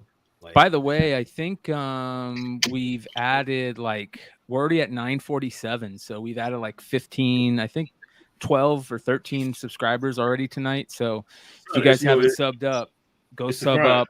Yeah, as soon as we hit 1,000, it's going to be giveaway week. So go sub up with all your alt accounts, people. Yeah, that's what that. Your bots. You're set up with your fucking all those alt accounts you be coming into my chat and making obscene comments with. You should go and subscribe to McClay's with. I woke up the other morning and I was 5 subscribers less. I'm like, who did I piss off? Jesus, there 5 alt accounts. Thank you, Lucy. You know what's crazy? You know, subscribers lose too. You know how hard it is to fucking unsubscribe from a channel? Yeah. Stein had reached 1,000, and I said go back to 997. I said you got to be a cold, dirty motherfucker. Because the fucking go through the shit you got to do to unsubscribe to the channel. Well, there's look. So every 3 months, probably what you should probably be doing is just going through your shit.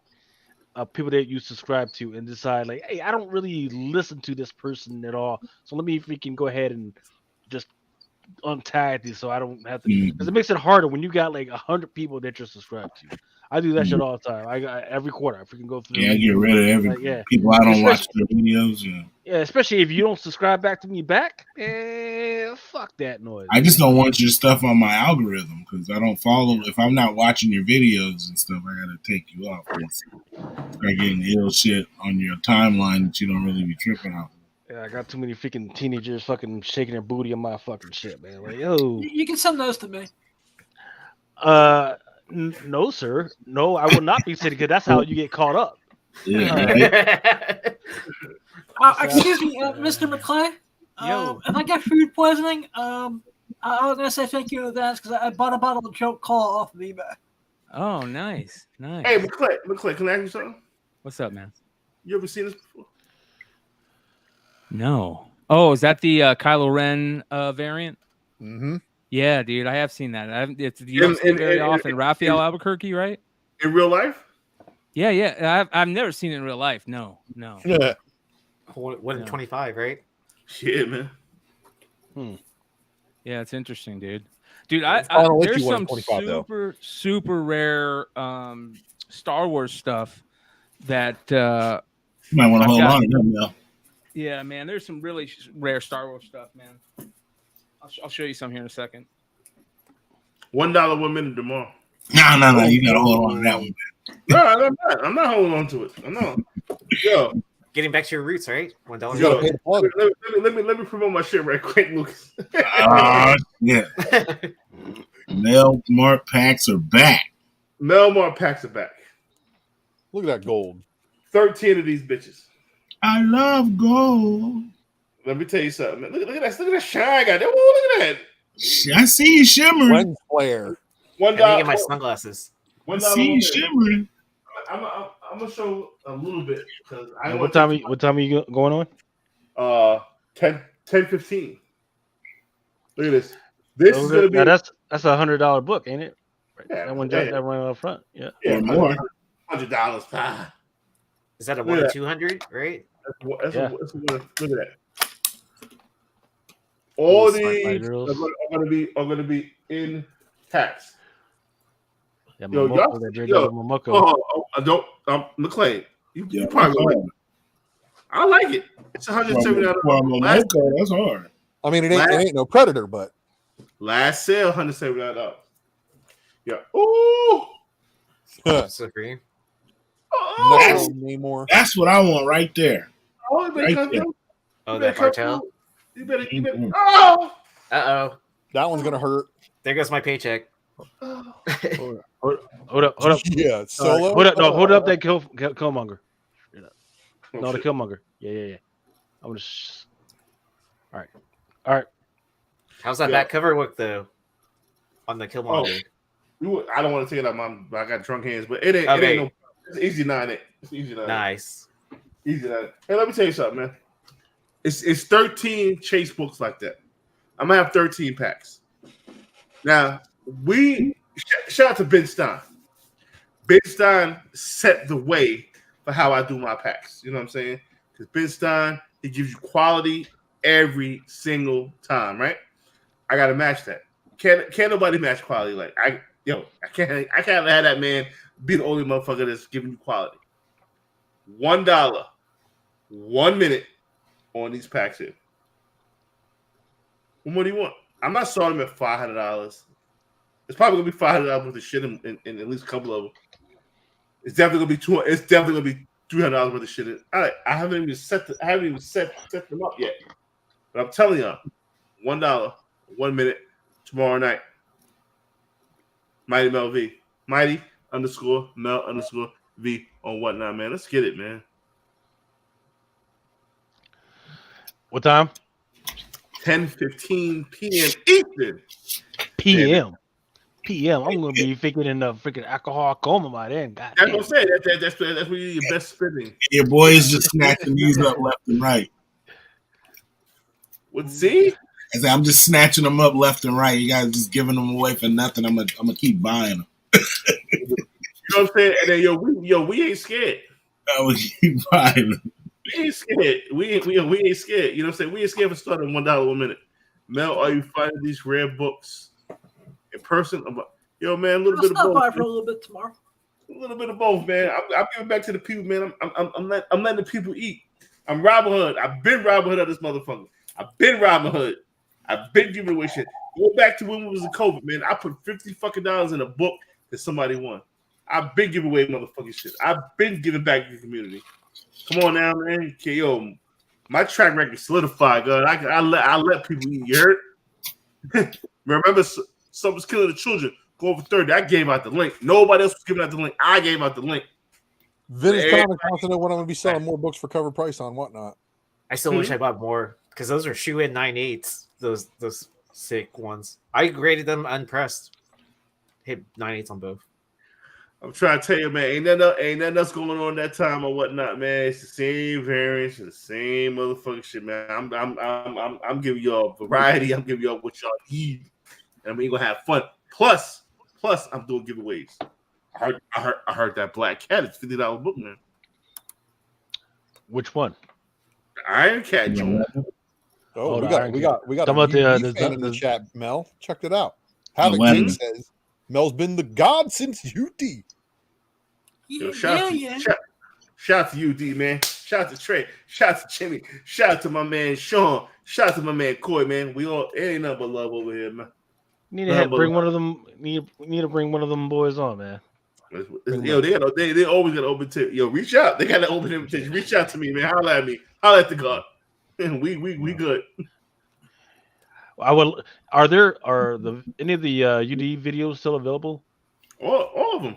All of them. Yep. All of them. I was watching. I would love. Actually.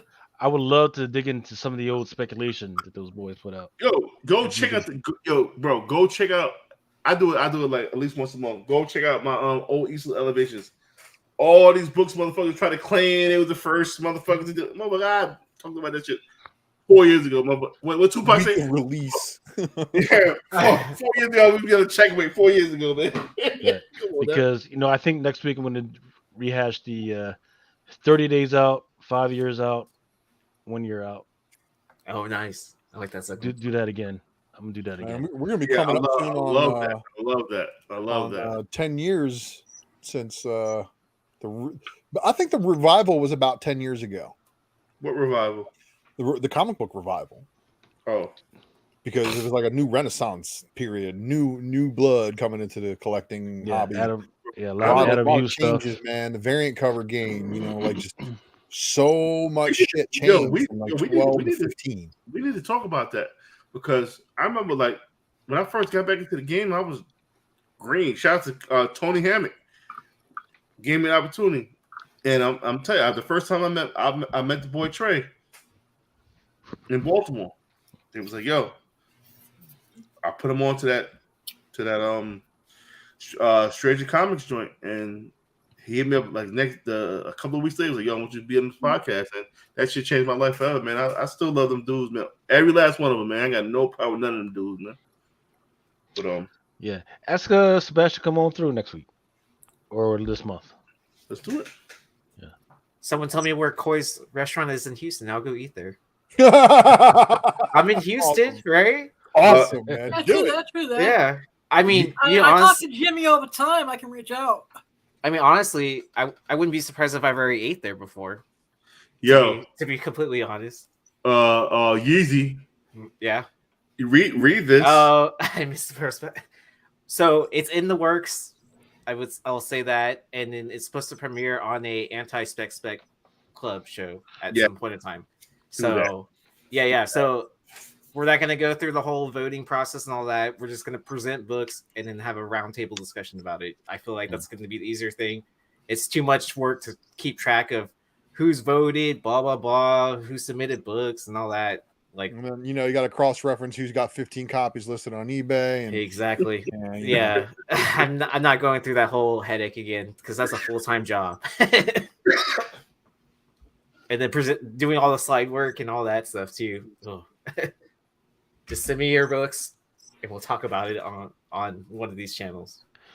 When is the next Ultra show on Whatnot? I just got my business incorporated, LLC, whatever you want to call it.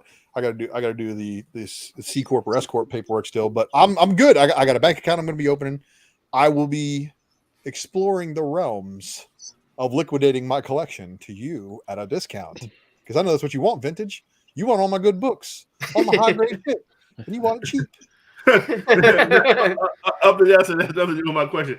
Yo, man, I get it, man. What do you want, man? Pepsi don't tell Coke, man. Yo, enjoy the prices, man. Fuck, man. What was his question? Where do I get my parents from? The streets. Let me highlight it. Where did you get it? Yeah, man. Enjoy So, prices, man. so Mel got a mule that y'all up in your books shit. and take them across the board. Keep your secrets. No. Hey, do you want the product or do you know? Do you want the product or do you want the the cow? Just take the product. Either you buy it on the street or you get in a plane and fly to Colombia. Which one you want to do? You can't have it both. Yo, what was old boy name? From Blow? He kept asking about where the plug at.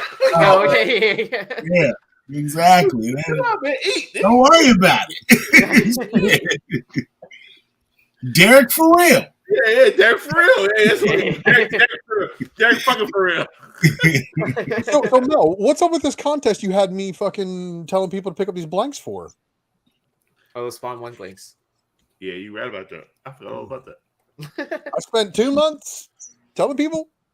Ever seen the books? All right. We do got to talk about the art contest.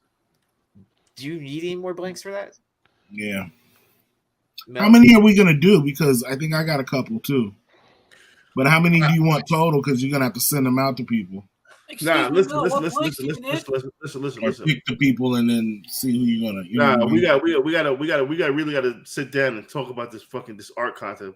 I know we set a deadline for like July 4th, and it would have been a perfect deadline, but it didn't come through. Yo, Department of all right, so let's do the Department. There was two, yeah, there was two, right? The Spawn, and then you said Department of Truth. Yeah, and that one joint you sent me was freaking fire, man. Shit was crazy. Yeah. Oh man, just yo, talk to me. Yo, hit me on IG, bro. Hit me on IG, bro. And we if you can find a supply with a better deal, hey, listen, we all can eat. You want to get some paper? We all can eat. All right, listen.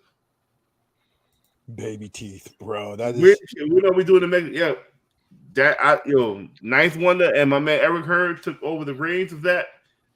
I'm ready to go. Excuse me, Mel. Can I give a shout out to Eric Hurd? Absolutely. He did some art for me, which is amazing. And I just want to say thanks, man. Eric is the bomb. Absolutely. I gotta get at Eric too, man. I'm about ready to get my little logo jumping on. Absolutely. All right, so that's enough. That's enough for the promotion and shit. So, Lucas, is it? If this is a Hellraiser book, I'm all in. This is not a book. I just want to remind you of the good work that Ultra has been doing over the last 2 years, because you got to go back through some of our old stuff, but there was a Matrix in which he talked about some of this stuff, the stones. He talked about Rune Thor. He talked about Infinity. We talked about Eternity. And that brings us to what everybody's freaking speculating on with this whole singularity bullshit. But, yeah, so let me take on that one. It ain't her. Period. And if it is, it is the worst fucking adaptation of her ever. Just saying. Right. A-Force #1. I'm glad people are flipping, right? Because that's been a book that people have been holding on to, ordered, and we've always had rumors about something coming out of it. I mean, it's the first A-Force. I mean, that's one of the reasons why. By the way, that A-Force Hughes and the Hans are not the most exclusive. They're not the rarest ones out of that pot. It's Scotty Young, but people forget about that because it was a 200% qualifier, 200% off of like Avengers something. I forget what it was. Oh wow! So, just saying. All right, moving on. That one goes for nothing though, right? Compared to the other ones, the Scotty Young. Right, because people can't do math. Yeah. Here we go. The cold bread. All right, just remember. So they pulled back the FOC on Biden's Titans versus Elon Musk. The Amber Heard variant is still out there for order. Just saying, order your shit. Still not there. Yeah, it's still orderable.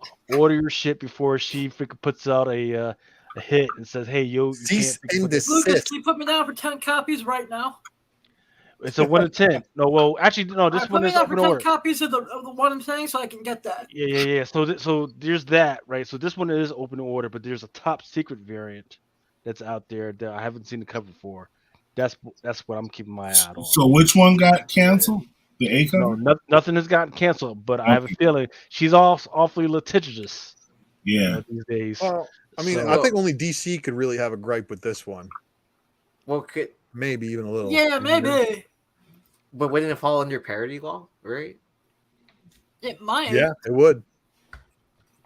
Yeah, no, I take that back. But then what about AOC though? AOC is parody law. She I thought she cease and desist also, didn't she? Did they cease and desist that book?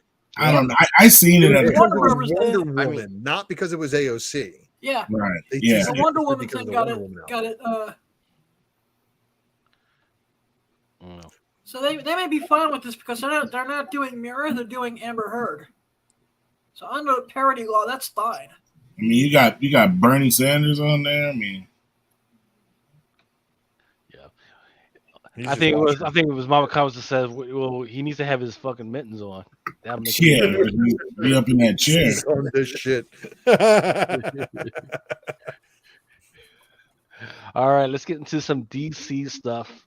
Fail Safe was the big book this week. Fail Safe. Here's the deal, though. I've gotten a preview for number 126, and I'll go into that later. But that's not his first appearance. You would have pissed the world off. Okay, go on. It's not his first appearance, so I'll go into that later.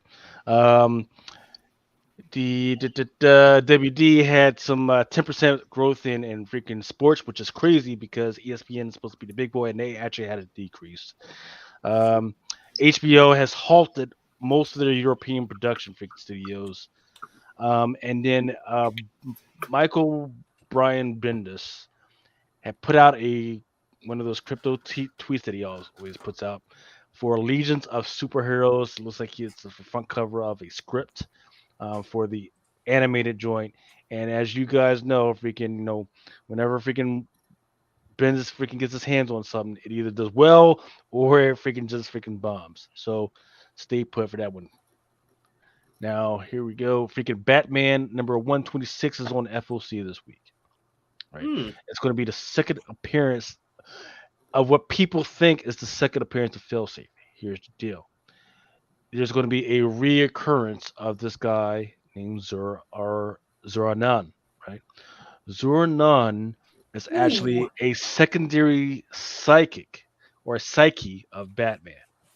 So what people don't realize is Batman, he's really fucked up. He's really fucking crazy. Like he's got like all these different freaking psyches to include Batmite. People don't realize Batmite is like part of his freaking psyche, right?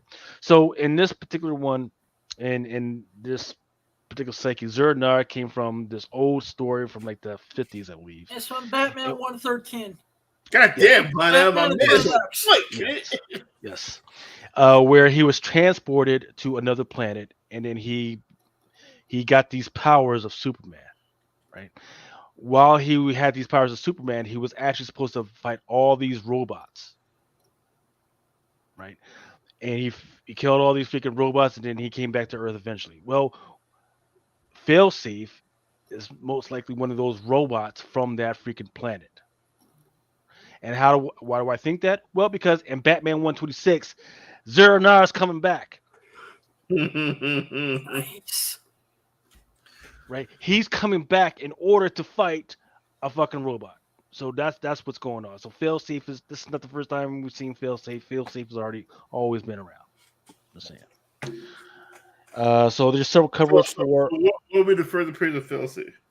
113.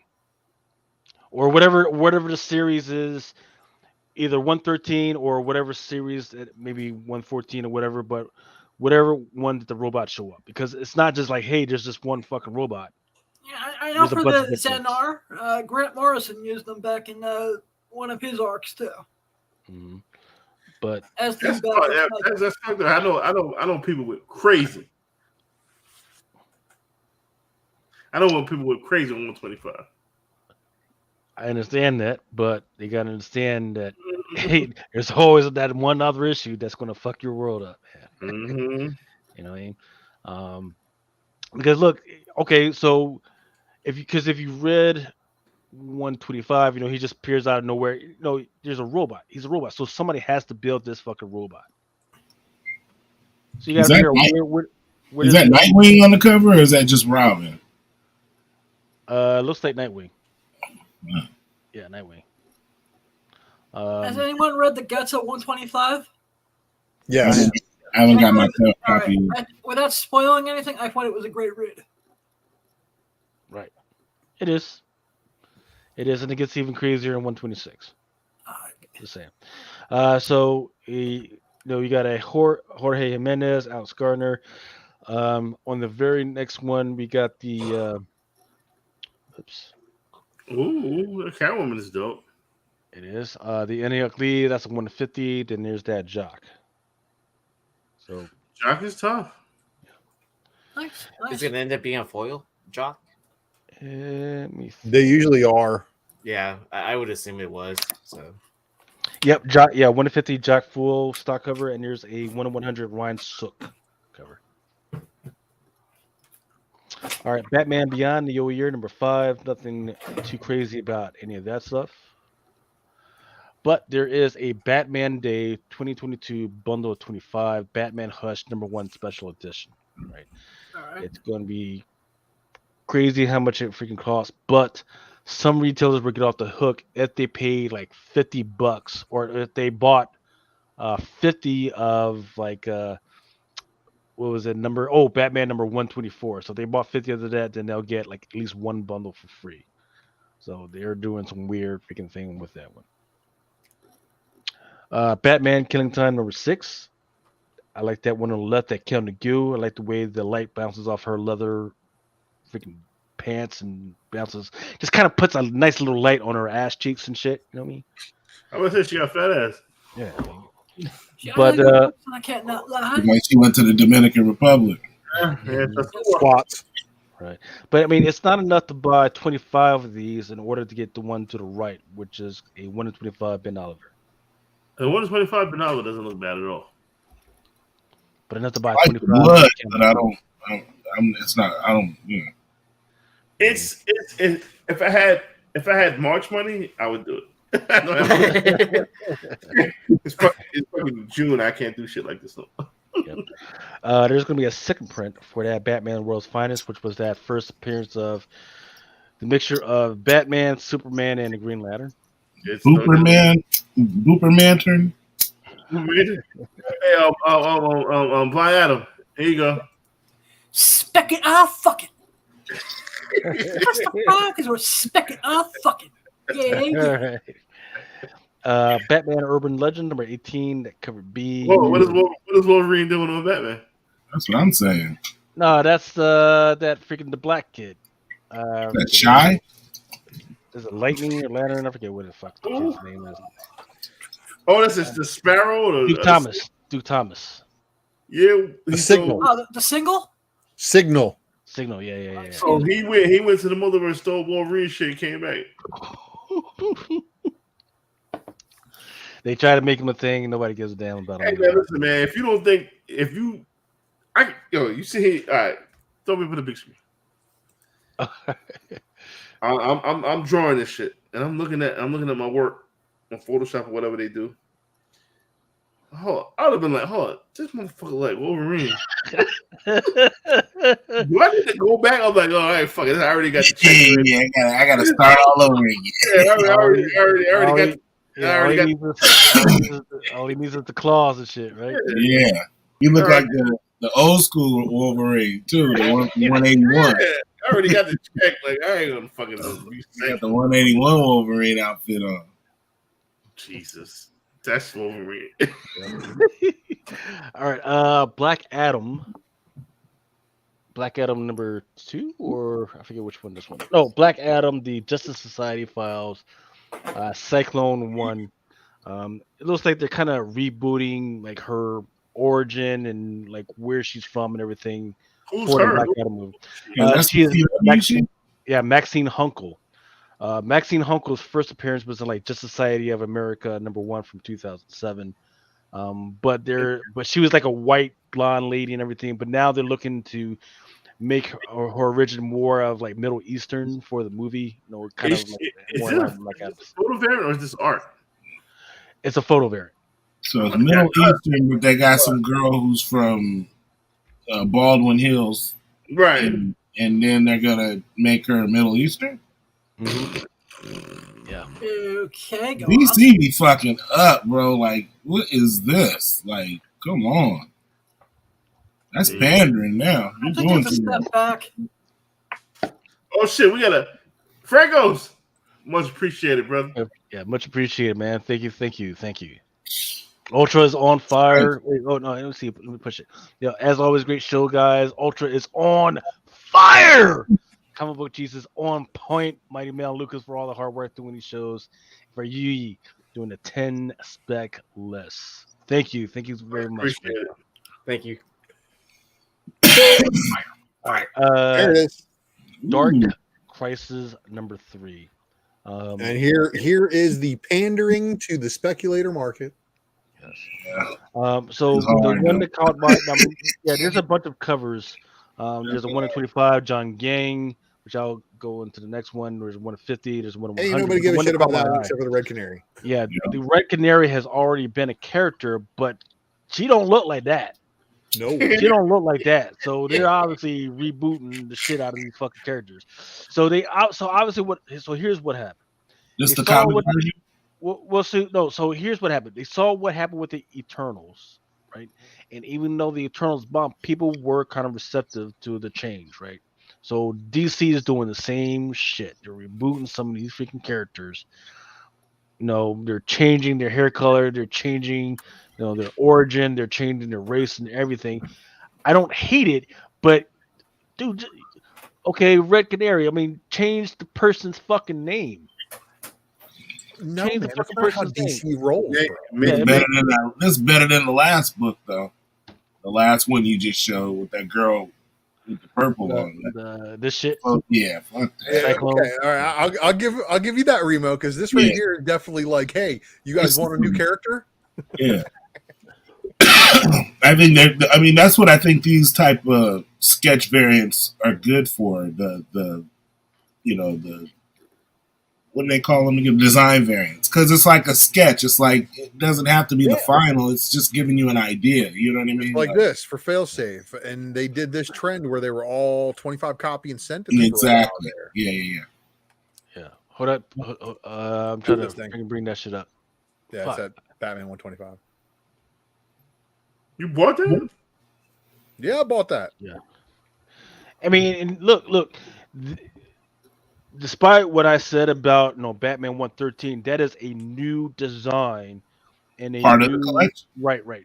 But so it is what it is. This technology was that. Now it's a new design for those particular freaking robots. So let that be it. I mean, and I have no problem with that. I freaking think it's awesome. Let's redesign all this freaking shit. Batman just needs to get their shit together. Yeah.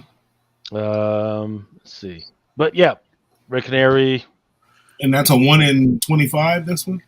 This one is I think this one is just a regular qualifier. So open a winner? What the fuck? You do all of this. And now here you go. Now these joints are some of the one in the middle. The one in the middle is an instant classic. That John Gang. Yep. Yeah, this maybe some dumb. That's the only one you need. That's the only one you need. Now, what is the ratio in the middle? 1 in 25. No. Wait, not this one. No, what this one. This a 1 in 25? Yeah, because the thing is, I got my notes on the first joint. This shit in the middle. This dark side hanging with Lobo shit. Yeah. Doomsday, Brainiac, Lobo, and Brainiac, Darkseid. Yeah. That's a fucking bad time, man. Listen, let me tell you something. I don't fuck with DC. I don't even like DC. DC just they. I just want to know how the hell Harley got on the good guy team. Let me tell you something. Is that Wonder Woman's hand?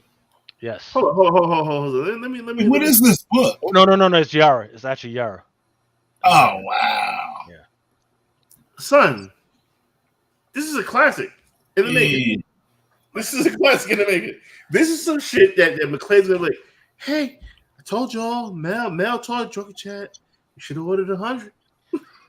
but imagine if they had done this with a foil, man. Imagine Ultra's question. Harley's been on the side of good for a while now. Yeah, I know, but like, but did she fucking just de-age and join the Teen Titans? What the fuck's going on? Yeah. That's like Blue Beetle and that's John Jang right there. Aquaman Jr. or whatever. One in the middle, yes. So shout out to Louis Olivo for sending me this. He sent me this. This is going to be one of the giveaways that we're going to give away once I hit 1,000. He sent me this John Jang 9.8 Star Wars Adventure foil. Oh shit! I remember that. Yeah. Oh, nice. I love that cover. Yeah. John Yang also did a couple of Transformers foil variants too. Yes. Do you guys so is know? That... Do you guys know what this is? Because I can't find this fucking thing anywhere. I can't figure. It's from 2020 run. I know exactly what that is. I sold that book for $8. Yeah, dude, I can't find this anywhere. So like on you have eBay. To remember, there were so many covers for that Deadpool #1. Yeah, a lot of them. That's the Finch 1 in 25. There's also a 1 in 100 of that. Or is that their A cover? Yeah, this isn't the A cover. This has number 6. That's one of the variants. I don't think it's an incentive though. I think it's just an open order one. Like the Coppertone book. Remember the Coppertone book? The Coppertone book was in this run, but this was a 1 in 25. It's the same #1, and they were both open orders. That's why you don't find a lot of them, is because there was a ton of open order books with that one. But I'm gonna go pull it up for sure. Is the Monster Island one the 1 in 25? Hold on, I'll get to it in just a second. Okay, it's the Deadpool #1 Baldion variant, and it's an open order. Came out in October 2019. And how do you spell that? Baldion? Yeah, BALDEON. Hey, up and down. Listen, this as a risk. Yeah. Hold on. Where has Up and Down been? Has he not been paying attention to these Souls of Mycos? Right. Yeah. But that's what he's saying. Only if it has. That's the only way that they're going to be selling. Yeah. But listen. This you cannot deny the fire of this joint. So is this a new Justice League on the right hand side, all the way on the right? There is no Justice League. Or so is this the new? Feature Straight Justice League, I guess. Yeah, like the new team. Because if that's the case, that's the new team right there. That's Robin, right? And like Damian Wayne, Harley, Blue Beetle. Yeah, Booster Gold. The Aqua Lad. I don't know. I can't remember what Aqua one that is. Yeah. I don't know who the muscly looking dude is. Booster Gold and Blue Beetle. The old Blue Beetle. Is this Savage Dragon? I don't know, man. She's taking a selfie. I don't know. I kind of like that cover. I'm not really like. Man, it's all about the one in the middle, man. That's what I'm saying. You're gonna have to order those other ones to get the one in the middle. So you're gonna have to pick which one you want. So these are the ones on the either side. Those are incentives. So don't even fuck with those. But I'm saying, are those like these are ones, some of these are the ones you're gonna want to fuck with. So you order 25 of the Red Canary shit and get that John Gang joint? Yep. No way. Yes, sir. Yeah, listen, chat. You better stop me. You better stop me. I said 100 of these motherfuckers. Hey, someone was supposed to tell you, Mel, not to order 100 books. So, but like Lucas said though, that's 50 books at what is that, $6.99? Somebody said the one on the right is a 1 in 50. So that's got to be a 1 in 100 in the middle, and the 1 in 25 on the left. It's got to be. Hot damn! Come on, let's get together, man. I'm about to put a credit card out. All right, let's move on to because Wait, no, because y'all getting stuck on one and y'all going to end up getting sleepy and shit. Before no. All right, you're right. But what is the one in the middle? Is that a 125? Yeah, is that a 1 in 25 or 1 in 100? Talk about the one in the middle. The one in the middle is a 1 in 25. Game. Is you sure? Yes, absolutely. All right. So that's all I need to know then. I bet. That's an ugly motherfucker in the fucker. That's Wonder Woman, you ugly bitch. Damn. That's another John Gang. See, and that's why a little people have kind of been falling off on John Gang because when he gets it, and then when he goes for that hard joint, he draws the shit of your fucking nightmares, man. But that is a John Gang. That is another 1 in 25. All right. Jeez. So you gotta really love that one on the left, that Guillaume March. Right. Or excuse me, that's not Guillaume March. That's the Nathan Zerdy. Zerdy is killing it, man. Oh yeah, Zerdy. Yeah. That gang is fire. Oh, that's kind of hard. I like. Yes, sir. I'm glad that middle one's in open order. Yes, it is. Flashpoint Beyond number 4.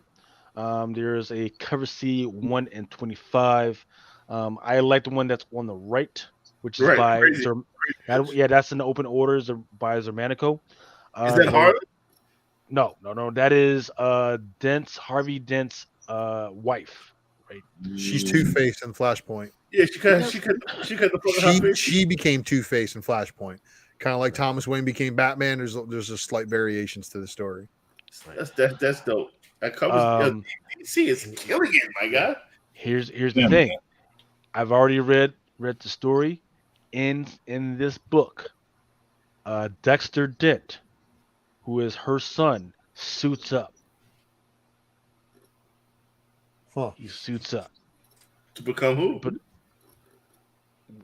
he doesn't have a name, but he has a costume. I can say that. Okay. Interesting. I'm out the fucking. I got Harley Quinn number 18. The one on the left.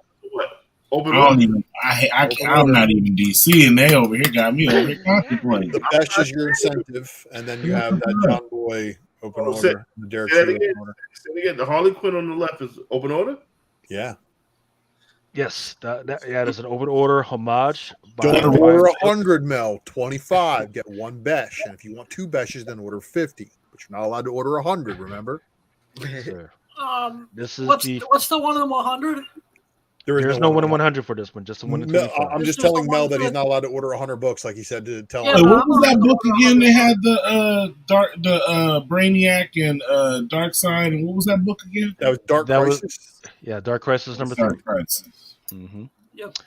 And look, I love that one on the far right of her playing hockey. It's so much detail. Look at just got a little bit more stuff. But excuse me, Lucas, is the hockey one? Is that the 1 in 50 or the 1 in 25? It is an open order.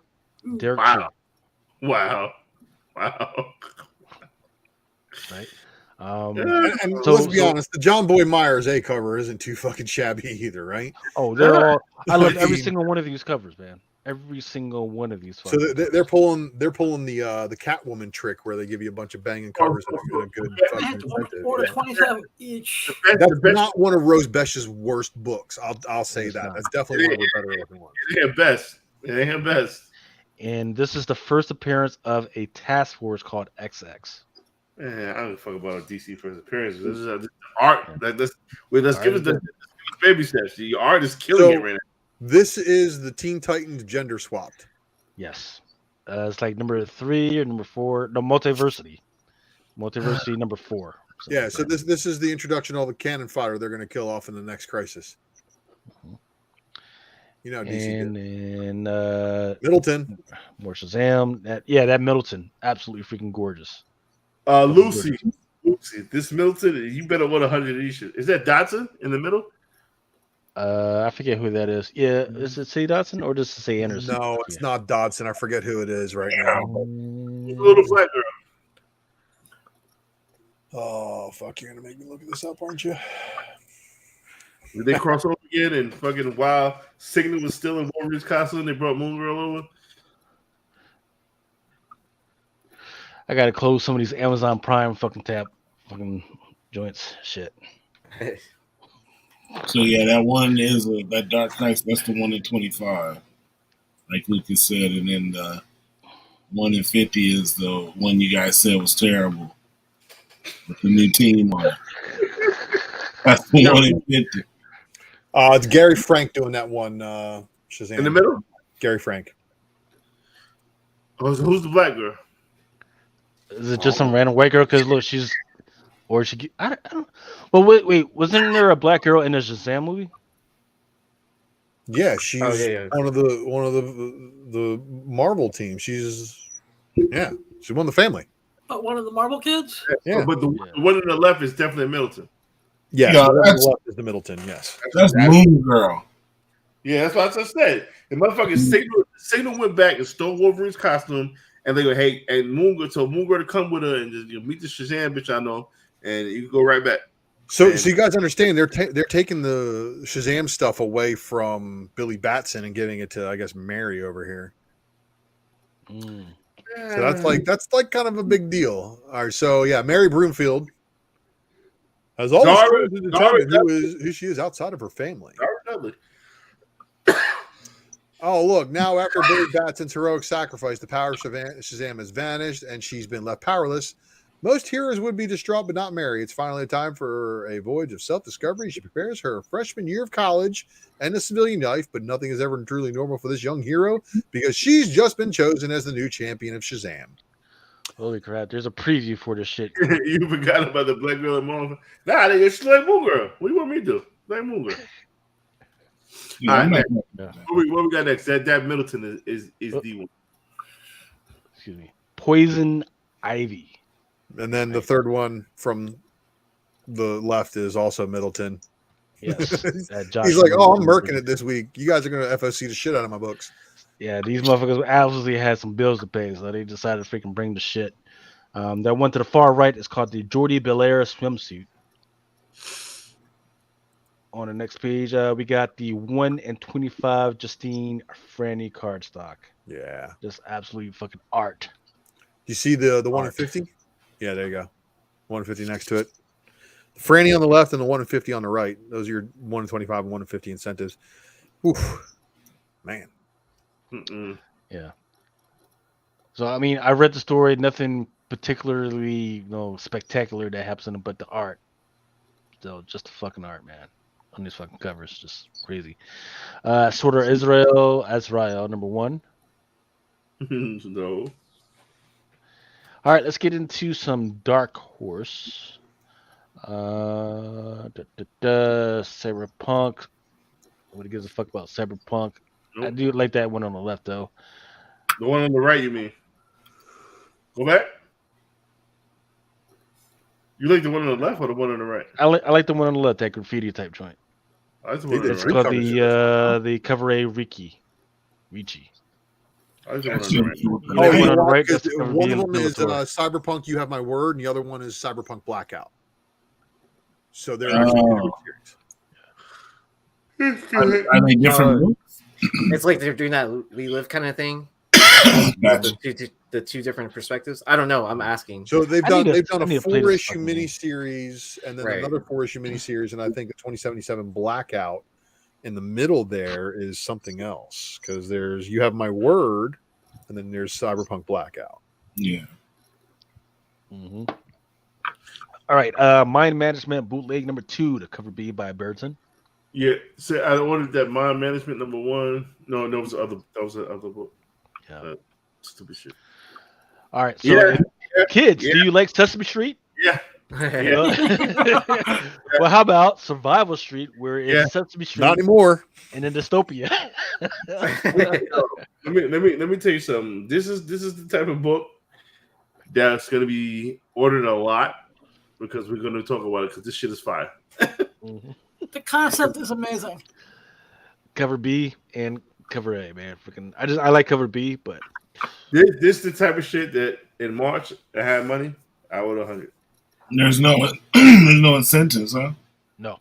No one sent us, which is good. So it's just the cover A and the cover B. But what you also got to remember is that Dark Horse are kind of son of a bitches, and that you don't really get retailer discounts from Dark Horse unless you're one of like the big boys, right? So if this shit is fucking $3.99, that's the fucking cost for the normal fucking retailers, unless you're like one of the fucking big boys and shit. Yo, this book is gonna be fucking a fun ride. It's gonna sell out. It's gonna be great. I see all types of lawsuits freaking brewing. Yeah, it's probably not gonna come out. It's gonna be awesome. Yeah. I will get, yo, send me an invoice for fish. I will send you an invoice for 2. It's from Opus and Ascendium, Frank Frazetta Death Dealer, #1, the 4th print. It's out there. All right, just milking this death dealer bullshit now, just to stop. Don't stop. IDW, freaking IDW. It's right around that price that I'm saying. Get in on it. 2 more cents if he hops it around like 122, 120. Get in on it.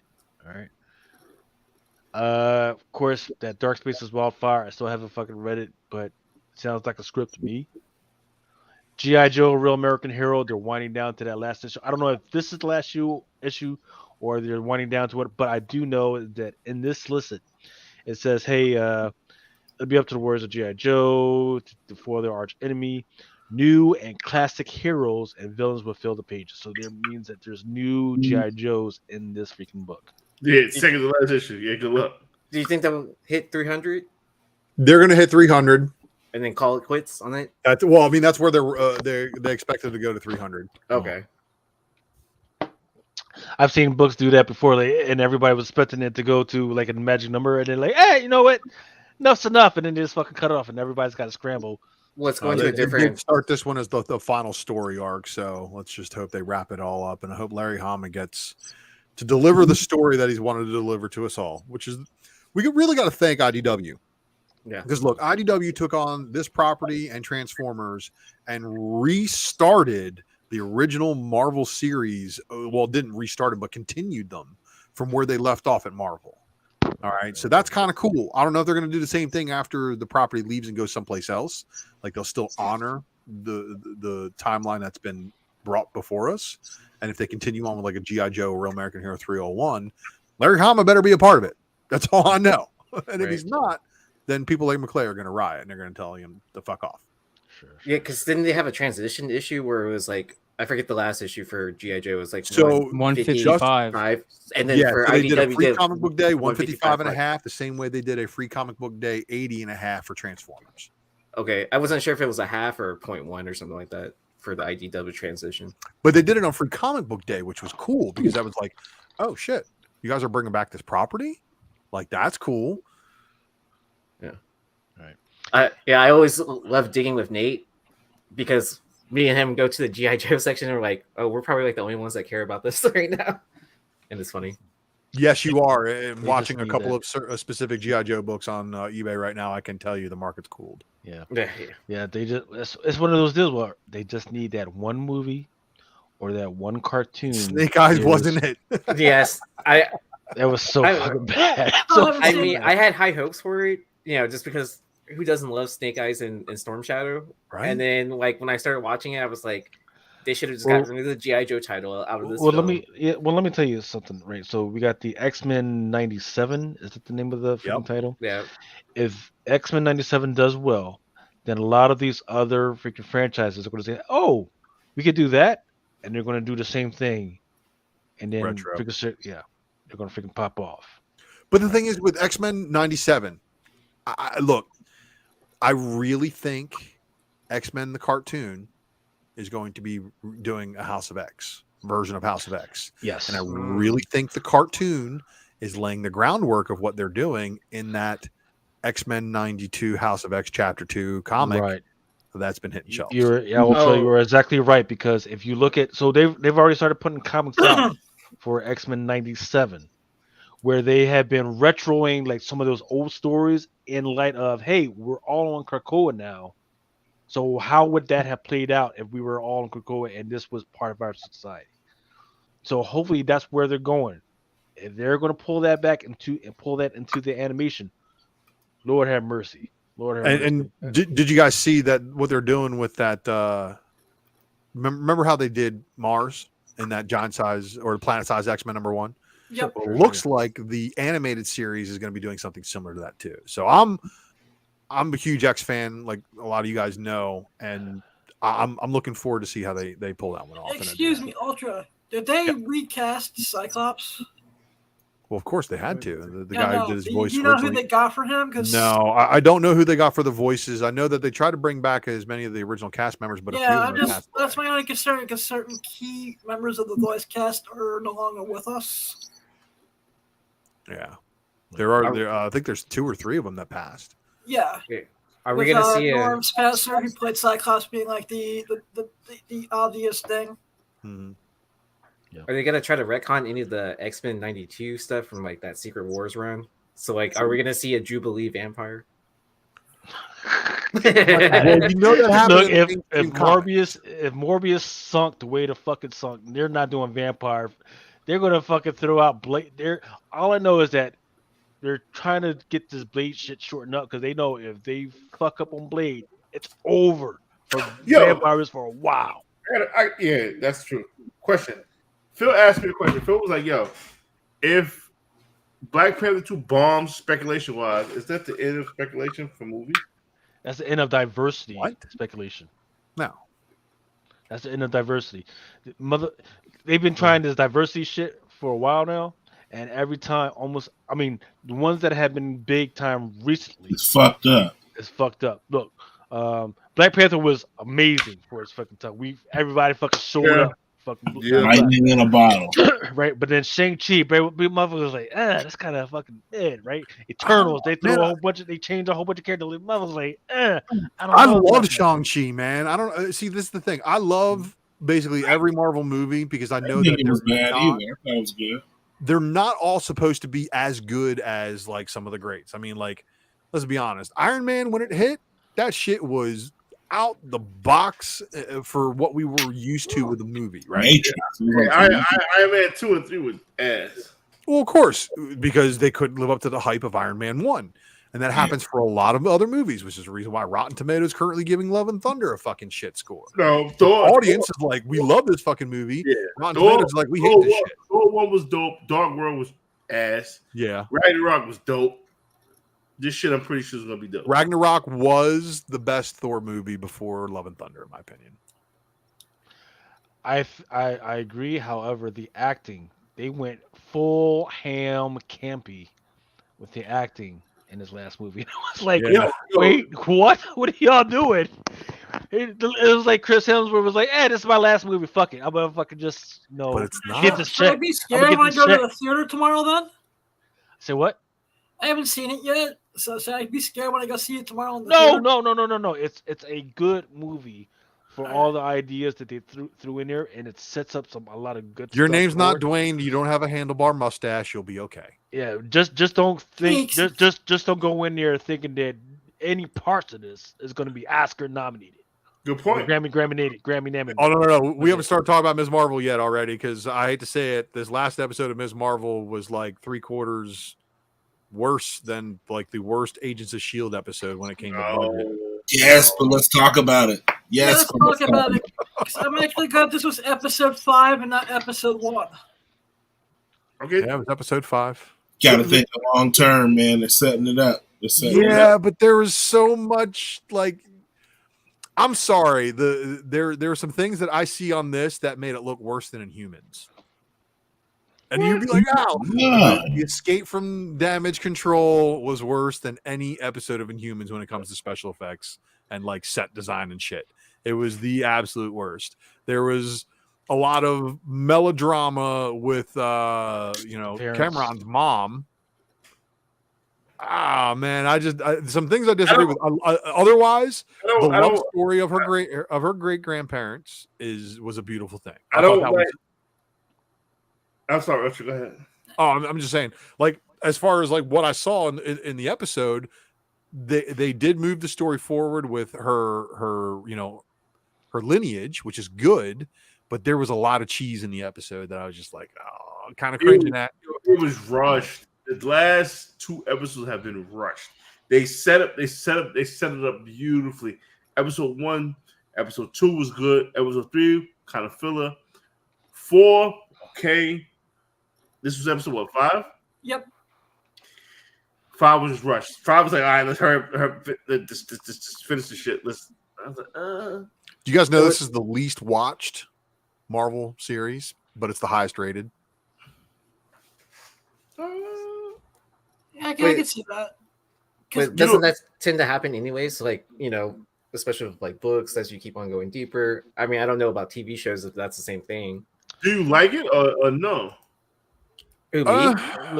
It's no surprise when So we are the generation that grew up actually reading the Miss Marvel, right? And this is not the Miss Marvel we asked for. This is not the Miss Marvel we supported. And they decided to change her into something else. Yeah. All right, so I put a poll up. Miss Marvel, yay or nay? In the chat. Let's go. I'm gonna say yay. Well, yeah, Alex Reed's Comics is correct. It's the highest watch with a younger audience for sure, because this seems like a kid's show to me. It doesn't seem like Moon Knight was an adult show. Moon Knight sucked, me. I didn't think Moon Knight sucked all that much, man. I'm saying, like, as far as the adultness of the MCU versus the kids of the MCU, there are very different storytellings that need to happen for these shows. The Ms. Marvel show feels dumbed down to play towards the younger audience. Like, they are specifically trying to get the young audience to think Ms. Marvel is cool and hip and that this is the character they should be watching. My son, Miss Marvel to be the gateway drug to hook them in. Yeah, well, I mean, my son's 5 and he knows who Ms. Marvel is, and I asked him if he wants to watch it. No, I don't want to watch it. Like, really? But I think they're going more towards younger girls and boys with this too. Well, yeah, but the younger girls and boys are not going to have the same experiences as a young Muslim girl. True that. I feel like this is like a family show, right? That you watch it with your kids, and then they throw in jokes for the parents as well. Like, why else would they do like there's a little bit of kind of like the mainstream talking points kind of like slid in there here and there. Yeah, the one-liners that for parents to be like, haha. Yeah, but some of them aren't haha. Some of them are like, oh, come on, that's stupid. And, yeah. Was I muted the whole time, or was I? Yeah, you were muted. God, I've been over here yelling at y'all. Like, what the fuck? I'm sorry, Remo. I just thought you went there like go smoke some weed or something for a minute, or get a snack. Yeah, I had to. But nah, man, I think they slow played the first 2 episodes. If you take all the episodes up to this point and spread them back out over it, it's where it should be.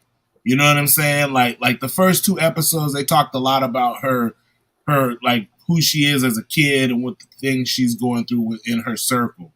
And then all of a sudden Cameron came. And then that shit kind of catapulted her kind of fast forward too far. So they kind of had to slow it down and bring you back to the beginning. And you know what I mean? To kind of build her character up, because now she knows her purpose. So now you can go anywhere with her. You know what I'm saying? Like, are we really talking about it? Because I think we're seeing some stuff that's spec and they're changing it up. They are. They're making her eternal, basically. Like, you know what I mean? Like she's her family. You know, whatever. I don't know if they. So, do you know that there's actually racist undertones in? Yeah, I'm watching. Yeah, I'm watching it play out. So the deal is that because of, and here's an article that the Nerdist talked about. It said Ms. Marvel's decision to associate Kamala with Jinn follows an Orientalist pattern in Western media of associating Muslims with mystical beings. Yeah. And this is something that a lot of people were like. So who wrote that fucking article? Nerdist. Some white guy who's not Muslim, who's not Pakistani or freaking Lebanon, wrote some bullshit. He doesn't even know what the fuck a Djinn is, right? A Djinn is a race of beings created by the creator who just happens to have fire in their hair and in their fucking eyes. They are on the same level as humans. We just can't fucking see them. So to say, hey, they're mythology, no, that is a Muslim fucking belief. And Nerdist and all you motherfuckers who don't understand it, leave it the fuck alone. Stop trying to make everything fucking racist. But see, that's the thing, though. Bismillahirrahmanirrahim. Leave it the fuck Man, how do you expect them to watch it if there's no controversy? No, but not only that, like, if you don't get it, if you don't get it, you don't get it. Guess what? It's not for you. Leave it the fuck alone. Yeah, and that's what I'm saying. You don't see me fucking saying stupid shit about fucking Bridgerton and Downtown Alley and shit. I just leave it fucking alone. Okay, go on. I like that. That's what I'm saying. I like that a lot. I like that. You know, I was like, oh, okay, there's a whole bunch of crazy white people, rich white people in fucking dresses. It's not for me. And I just don't watch it. And I shut my fucking black ass up. And I leave it the fuck alone. Bitch, Nerdist, Bleeding Cool, comic book resources, leave it the fuck. If it's not for you and you don't understand it, just leave it the fuck alone. That is the real shit, bro. That's real talk, man. Bro. And that's what I'm saying. Like they're telling you a story. Just let the story play out. Like let it marinate. Yeah. Like Mel said, let the beat build. Like don't watch it from, because speculating wise, like if you want good to come in the future for the MCU, you gotta let this stuff like be what it is and be successful. Don't down it because it ain't for you and it ain't making certain books what they are. It's but telling I'm you. wondering. So, like, if we back up a couple of episodes, when Aisha, her great grandma, got the bangle, did she take it off of Kree? But see, that's the thing. They're not. They're kind of. I think they're trying to create their own type of narrative for how she got the bangle and why she got the bangle. You know what I'm saying? I just wanted to. So keep it out though. You know keep it out. She had the bangle, right? But and she they took were the asked bangle off a blue person's hand, right? But remember, she was like, but that could have been, you know, the thing you see with all the arms. You know what I mean? It could have been one of those type of people. You know. I don't know what I'm saying, and I don't want that to be offensive if I was trying to be racist or anything like that. I'm saying they had those things like if you watch Jason and the Argonauts, it was always one of those things. It was like a temptress, and she'd have bangles, and she was, they believed in different things like that. But what I'm saying is that the bangle, there was one, and they were looking for both of them, right? Right? If you peep, she had that bangle gives her the powers that she has as Miss Marvel, right? Yep. Now, when Cameron's mom was about to die, and she sent her basically her soul into him, and his eyes changed like Miss Marvel, he had the same powers. Without the bangle. Without the bangle. So, did they give her the bangle to make her a part of them, or was she already that by putting the bangle? You know what I mean? Like it was almost like she was helping them, but she wasn't the same as them. You know what I mean? Same race as them. And then they lost track of her. She was like their key, and then now they already had those powers. You know what I'm saying? Because now he has the same powers as her. So basically, that's Amulet. Oh, see, I remember we talking about that in the. That's my thing with it. It's Amulet now. Now you're bringing Cameron, you're turning them into Amulet now. Yeah. Listen, that shit. When I didn't want to bring that shit up, but when I seen him do the move, I looked at all my Amulet books. I was like, oh fuck. Yeah. Because what it was supposed to be was like, yo, there's only one amulet. Yeah. There's another amulet going on. That's the perfect opportunity to bring an amulet. The thing is, you got gym description that Lucas was talking about. Hold on, but you got this one motherfucker doing the same shit as Marvel doing, which was Amulet. Yeah, you can't have three motherfuckers doing the same shit. Exactly. It can only be two because they're supposed to be. But if anything, she'll be stronger with both. I thought they were going to have to find that other bangle, and they still may. But I'm saying, when she gave her powers to him, she had the same powers as that amulet. As that bracelet. The same powers. Even though when they fought, she didn't have those powers. But he had them. This is astounding. Can we pull it up again, Lucas? Sure. I like that graphic, by the way. And outstanding. And this comes from real fucking viewers, real motherfuckers that fuck with us. It's real motherfuckers that do the real shit. 64%. Miss Marvel's a hit. Miss Marvel's a hit. See, JP, exactly. That's what I'm talking about from the Hindu religion. Exactly. Miss Marvel's a hit. Right. And she has those bangles on and she's blue. And she has all those arms. Like, that's what I looked at it as. You know what I'm saying? And that's why I was saying I was tripping because I was like, but they're Muslim. Like, why are they? They're intertwining all these religions. I was exactly. It's like, look, I mean, like the whole. Cause 1 minute she's Lebanon, and then she's that's Pakistani, what I don't understand. And I'm like, hold up, wait a minute, you know what I mean? Then they tell the story about the whole. When they got occupied by England or by the British, and then it made the whole Pakistani Indian thing, and it's just like, wait, but are we on the Kashmir line? What yeah, and that's what I was saying. Like, okay, you're blending all these different religions, and even at the beginning when her brother was getting married, he married a black woman. You know what I'm saying? It was just this right. Come on, up there. This doesn't make any sense. You put it. Everybody probably done been already sold their books already. If you didn't see a book to that first trailer, then if they're smart, their books were gone by the time that first trailer dropped. You know what I mean? Unless you truly just believe in the character, then you can go and buy up a lot of good books right now. Yeah, I got to disagree with this up and down. I got to disagree with that, bro. Yeah, I think this is the first hit they've had, especially for the target. No, I'm saying for the target audience that they're supposedly going after. Hawkeye. Yeah, but I'm saying everybody likes this. Hawkeye. You got a lot of Hawkeye people that were like not feeling Hawkeye. You know what I mean? Oh, those fucking haters. Still, what I'm saying, there's a lot of people that aren't feeling. This is the first show that when I listen to people talk about it, they actually enjoy the story. They're enjoying it. Like, they're not passing judgment. Oh, well, my books didn't take off, but the story's good. You know what I mean? Mm-hmm. Like, you always have people be mad Hawkeye. Oh man, they didn't do this or this and that. Or this person is a terrible character. Blah blah blah. Just all bad stuff to say. You can't say nothing bad about it because it's a wholesome show, and it ain't really for you. It ain't really for us. This is a good question. This is a good question. I didn't watch. I watched one episode of Iron Fist, and I was like, this ain't for me. Yeah, Iron Fist was just, I was over that. The majority of people who voted Pirate, that's not true. Yeah, this shit is good. It ain't even over yet. She don't even know her powers all. Like, that's not true. I can't wait for next Wednesday, man. Yeah, give her some time.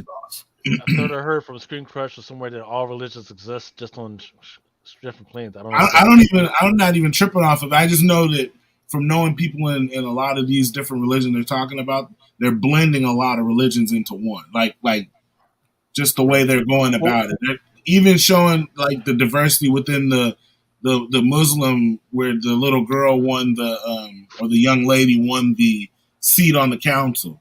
Like, they're showing Muslim to be like, oh yeah, they're diverse. That wouldn't happen in a mosque. You know what I'm saying? We know Rita says the first couple of episodes would not actually happen in real life, but there's a comment in here. Up to down. You said there's one episode left, yeah, but she's going into the Marvels. Like, they got a whole other TV show where they're about to be in it. Like, this is just the beginning. This is just because they'll let you know she's gonna be here for a while. Like, yeah, she's gonna be in the movie The Marvels, as far as I thought. Yeah. So shout out to Roman Curtis said, shout out to a great casting. The young Red Dagger was MK on Into the Badlands, and he'll be back. Yeah, and I gotta say, this was spec that I thought that was going to be dead after the season. I thought they're going to one and done this poor kid. Yeah. He's barely going to get any screen time. And then sure enough, they gave 2 really big episodes. Yeah, and he's still going to be a part. He's going to be a part of it, yeah. Yo, everybody's entitled to own opinion, man. But 64%, I mean, look, 64% like this motherfucker, man. I mean, it's cool. You know what I'm saying? Like, it ain't for everybody. You know what I'm saying? Like, it's definitely the high point of the week before you hit your low at the boys. But the boys is now over for the season, so it kind of gives you like a cleansing if you watch this after the boys. Yeah, you definitely need to watch Ms. Marvel after Hero Gasm to clean yourself a little bit. That's the way it works. Testify. Feel a little dirty after watching Hero. I mean, was I like watching Obi-Wan first and then Ms. Marvel is just the same as Jennifer Marvel. I didn't see any. What the fuck are you saying? I don't even understand. I didn't see any kind of sexual stuff except for a little girl who has a crush on two different guys. Like, yeah, she was trying to get the dick. Like, what? Yeah, like 2 or 3 different guys, right? Man. For her to be like so like awkward, she got 3 fools really trying to get at her. You know what I'm saying? So, Nothing wrong with that. you gotta put the signs. You know what I'm saying? Like, shit. Once she has real big hands, then people might stop hating. Nope, they're not gonna stop hating at that one. They'll be mad. I don't want to be with you, Kamala. Yeah, no. You make me feel bad about myself. Y'all motherfuckers. I don't know. I want to hear from. Like what is like Cody Martin. What was your favorite show? I gotta hear what was your favorite show. Like this is the best that Marvel, DC Disney's ever done. Same thing for you. Up and down. Like what was the best joint? This is it. This is what I've been waiting for. This is coming to movies and TV shows. I want to hear what you think was the best shit. Stranger Things. Uniform 13 says he likes Stranger Things and Umbrella Academy, but I got some shit that'll blow all that shit out the fucking water. Hey, JP kicking that knowledge in I the got chat. some shit. I got some shit that'll blow all that shit out the fucking water. Are you talking about Terminal List? No. R. There's a joint on Netflix called RRR. You talk about that British colonialism. Colonialism, yeah. I'm fucking drunk. I want fucking Henny, fucking Henny and fucking tequila. I can't say my words fucking right. Yeah. He's kicking some shit in there. RRR, man. There's some shit. There's these 2 motherfuckers out there, right? One's on freaking. He's a soldier in the freaking British Army. There's another dude who's just a motherfucker from the hood, man. And they're out there fucking Henny. They're just trying to fucking survive, man. The dude that's in the British Army, he gets a mission. He's got to fucking find this terrorist, right?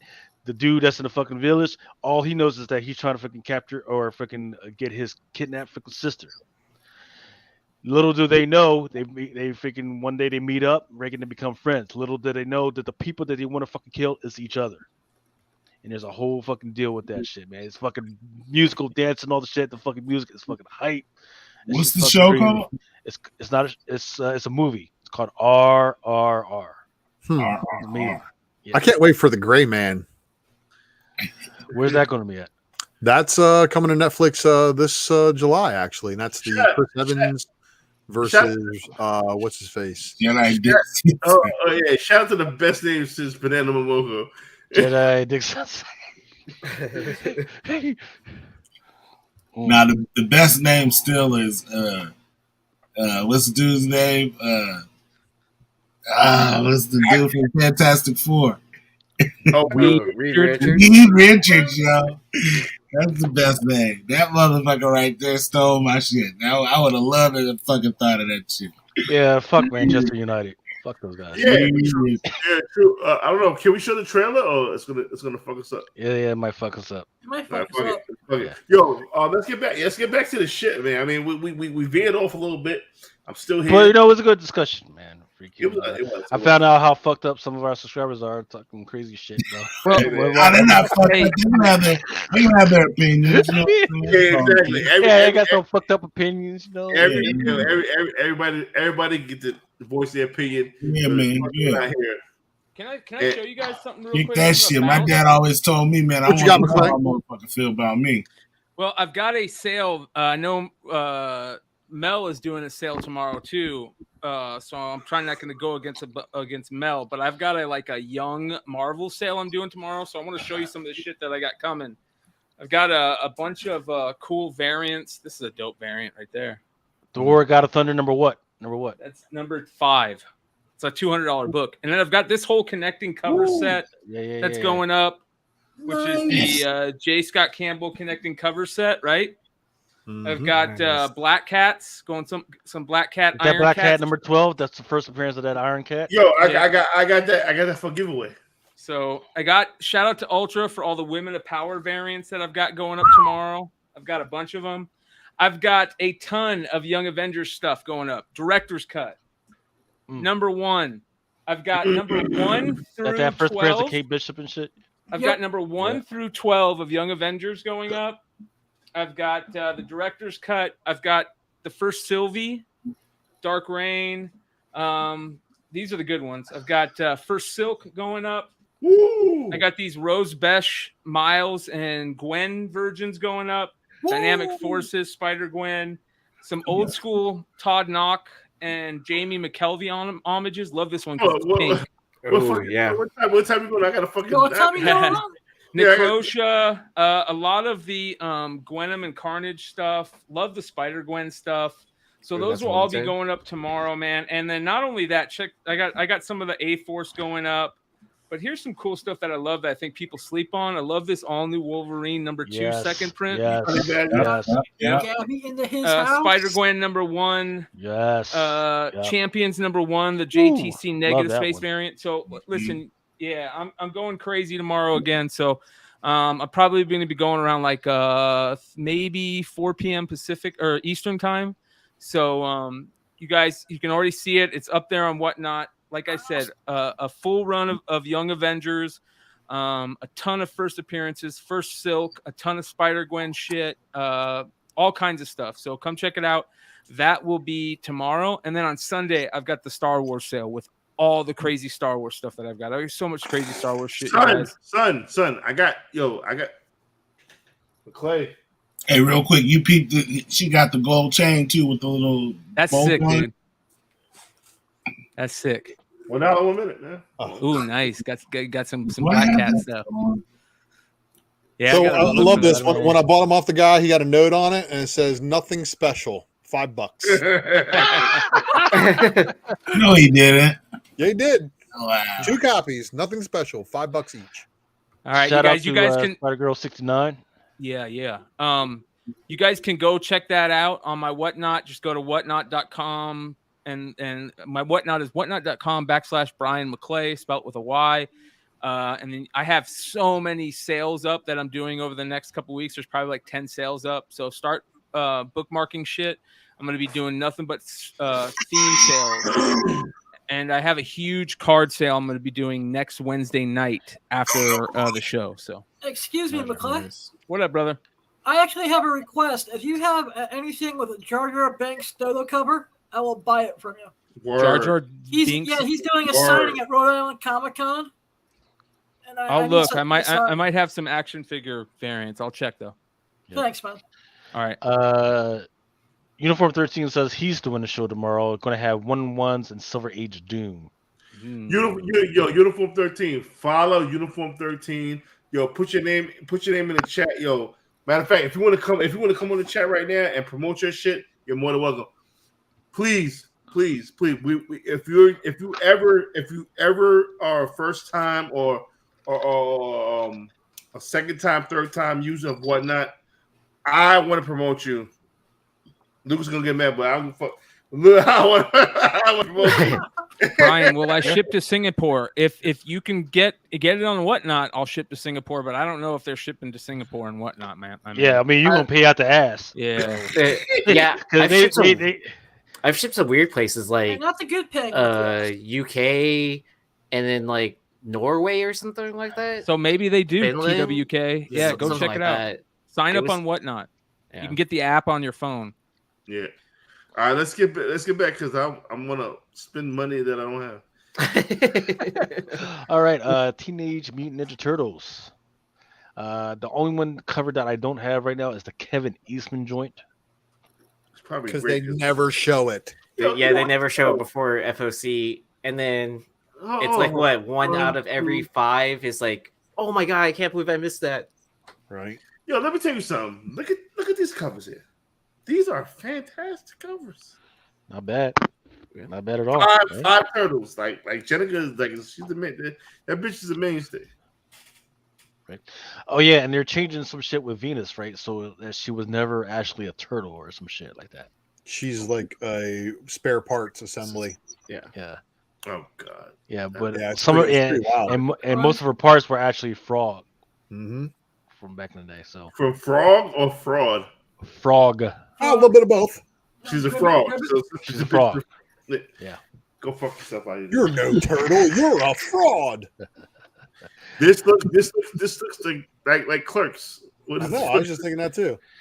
It's it's Clerks, but they're doing a bank robbery or some shit like that. Wait, what? Yeah. So think Paper Girls and Ocean's 11 sort of shit. It could definitely You be. had me at Clerks. Yeah, it could definitely be a script, but like a one-time script only. That's it, one and done. So is the V supposed to be a U in that name, and it's True Cult? Probably. Yeah. But I don't know why they put a fucking V in there in the first place. They're trying to appeal to kids. Treve because Kiblet is what they want you to fuck up and mispronounce.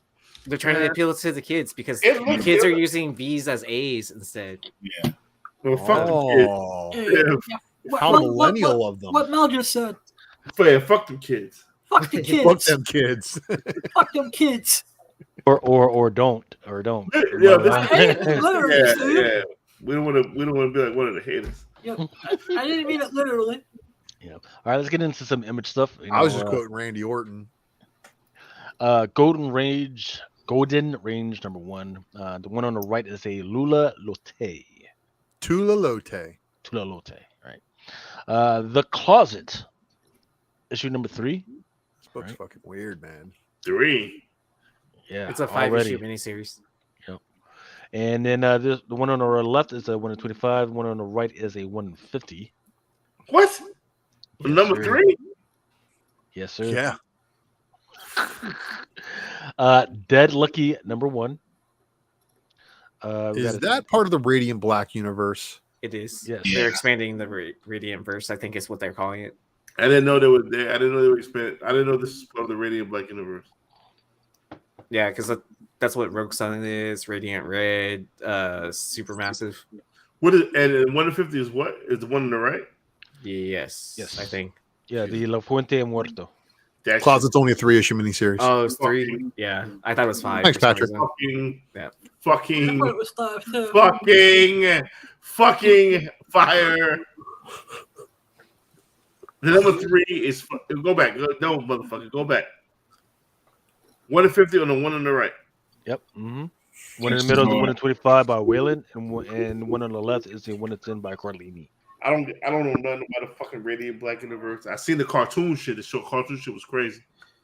And wait, the one to the left is that a homage to Radiant Black? I think someone in one of the chats on one of the podcasts I was on, I think on Cover Picks, someone was mentioning that. Which one? The one on the left. The first issue of Radiant Black was the opposite way. It was going. Remember, it was taking off or whatever. Okay, there you It go. might be one because there was a bunch. Remember, there was a bunch of covers. Yeah, I can't remember. Mello's drunk. Yeah, he's drunk in chat, motherfucker. It's in the name of the show. He said, "Go watch Miss Marvel to sober you up." Yo, the one on the right, the 1 in 50 is crazy. Come on, son. Seriously, that's. Yeah, that is hard though. Wait a second. Aha. He does the box art for Hasbro Actions of Power Rangers. Okay. Yeah, I agree with Patrick. Radiant Black is way. Yeah, you're right. All right, Yes. well, kill it up here. Is that a pussy cover? Are we specking a fucking again? Yeah, It's about Philadelphia. yeah, it's pussy cover right here in the lower left. Nah, just another werewolf cover. It's the 1 in 10 Jones black and white joint. Right. I thought the end of the series was supposed to be happening soon. You would think, right?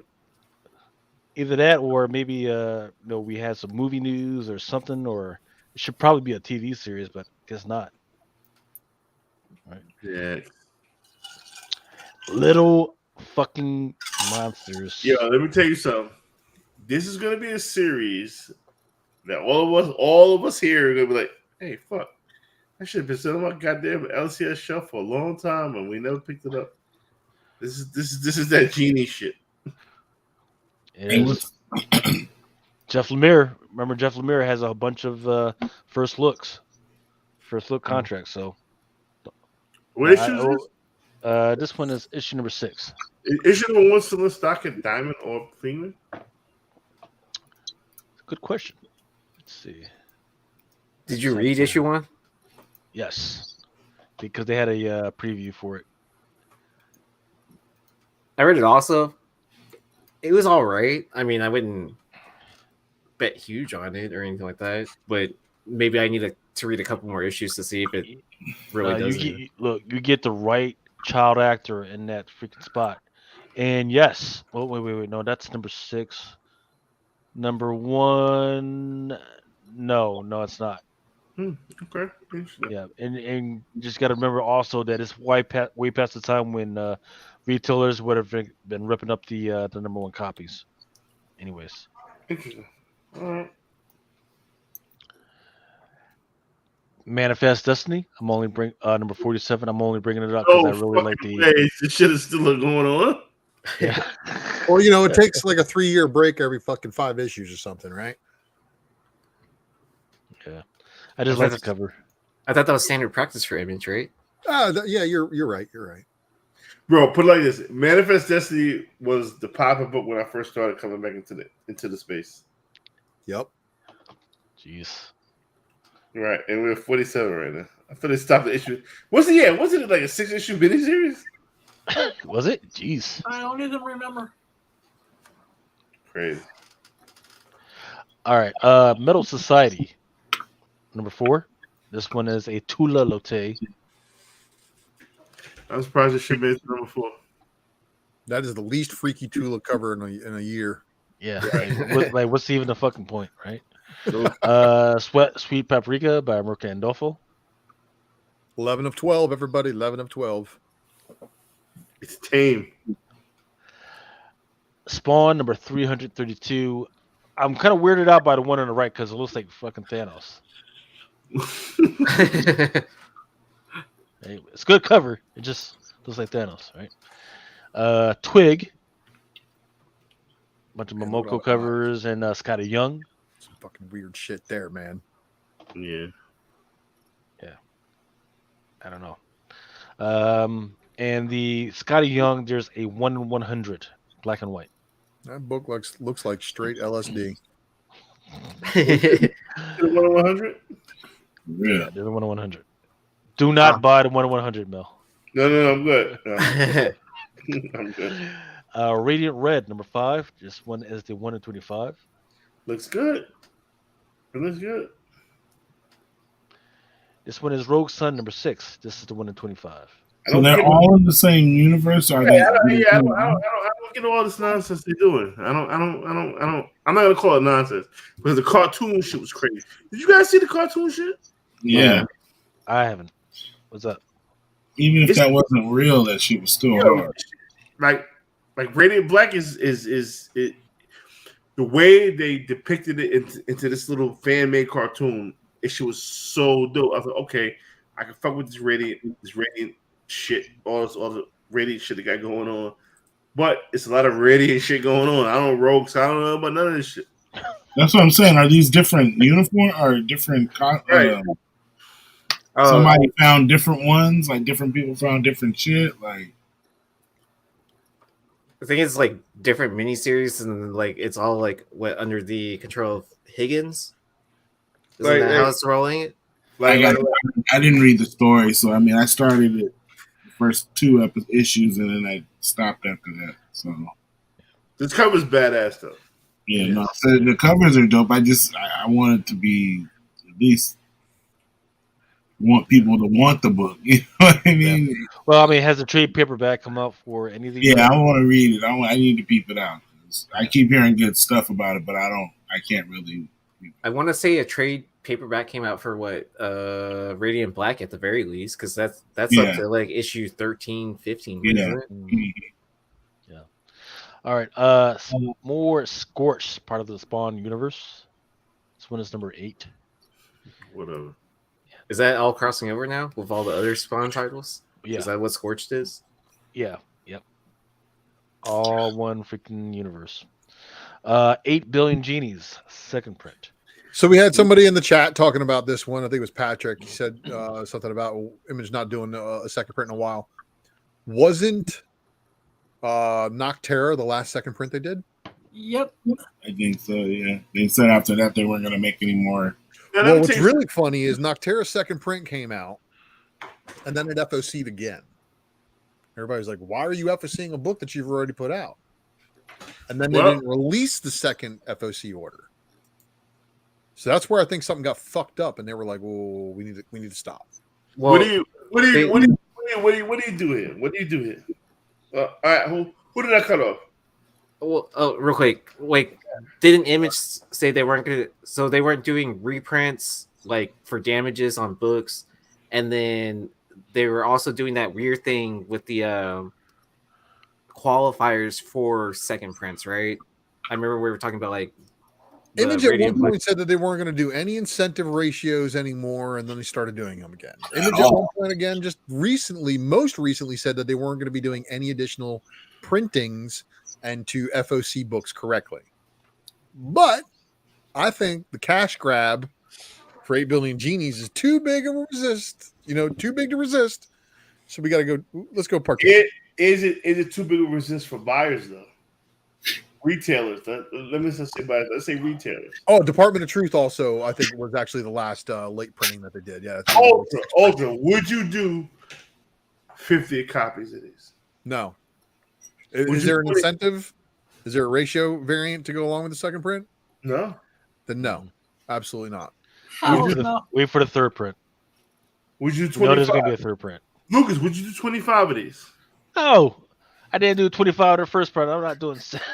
Did you do 20 in the first print? And trust me. Actually, no, I think I would. Nah, man. I like later printings, and I wouldn't do it. Yeezy, no. I like later printings, and I wouldn't do this. Remo, would you do 10 of these? I'm here. I would consider 10. I would do 10 in a heartbeat.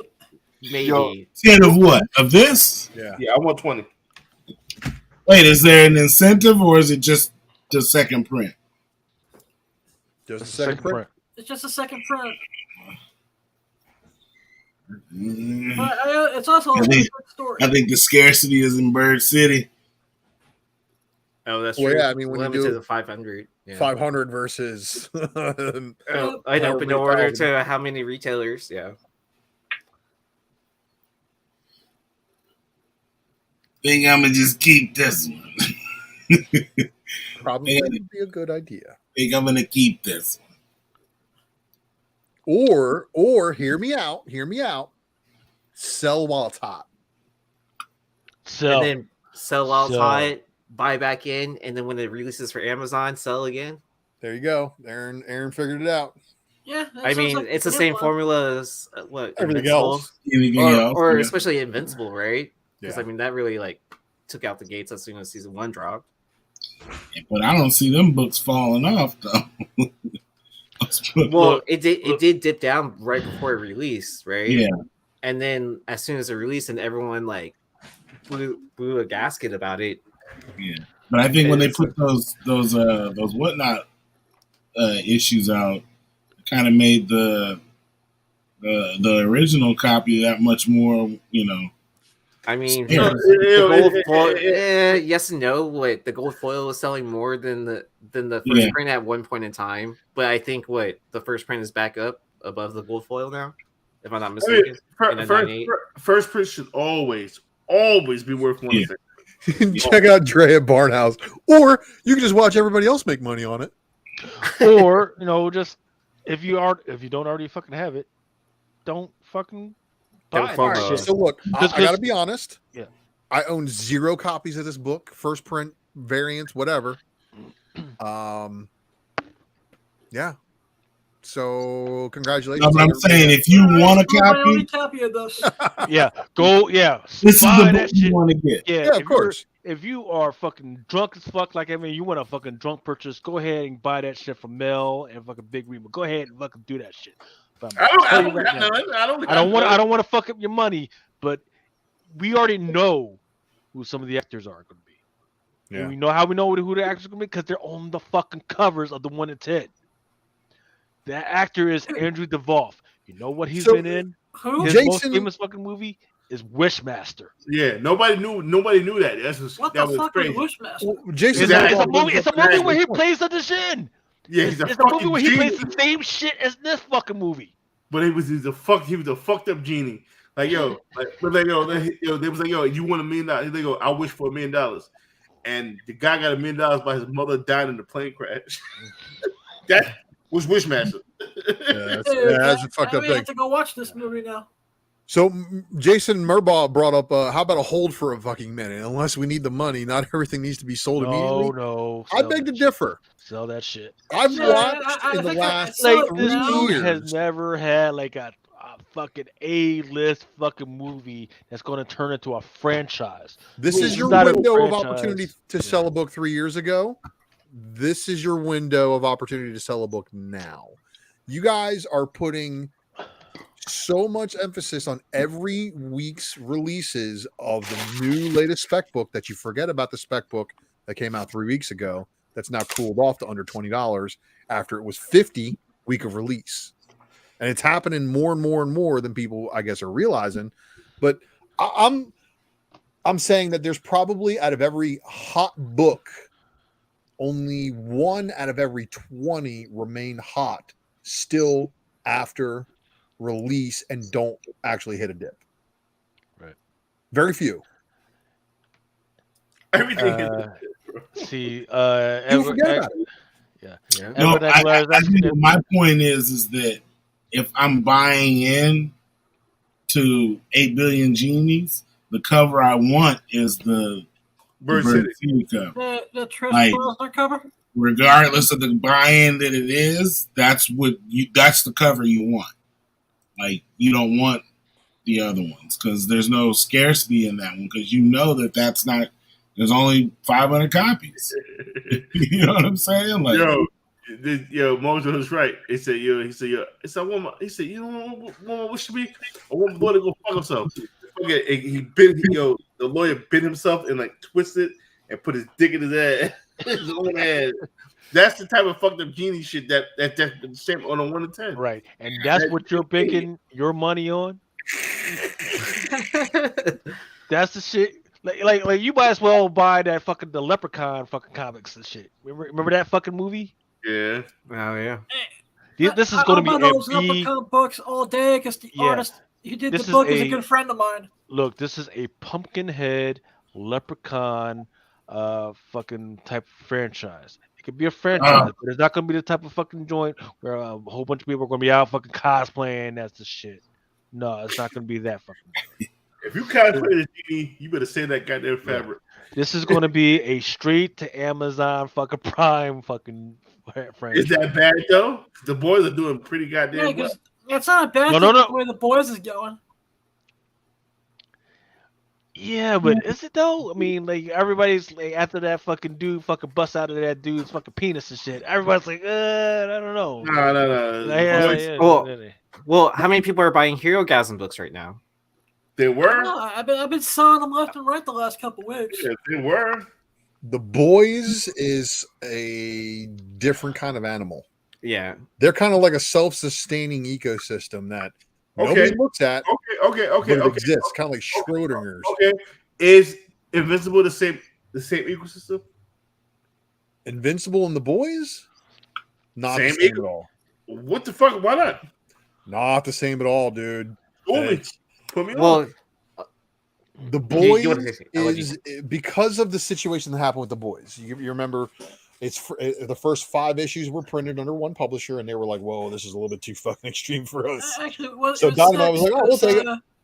Dynamite took over with issue 7. Yeah.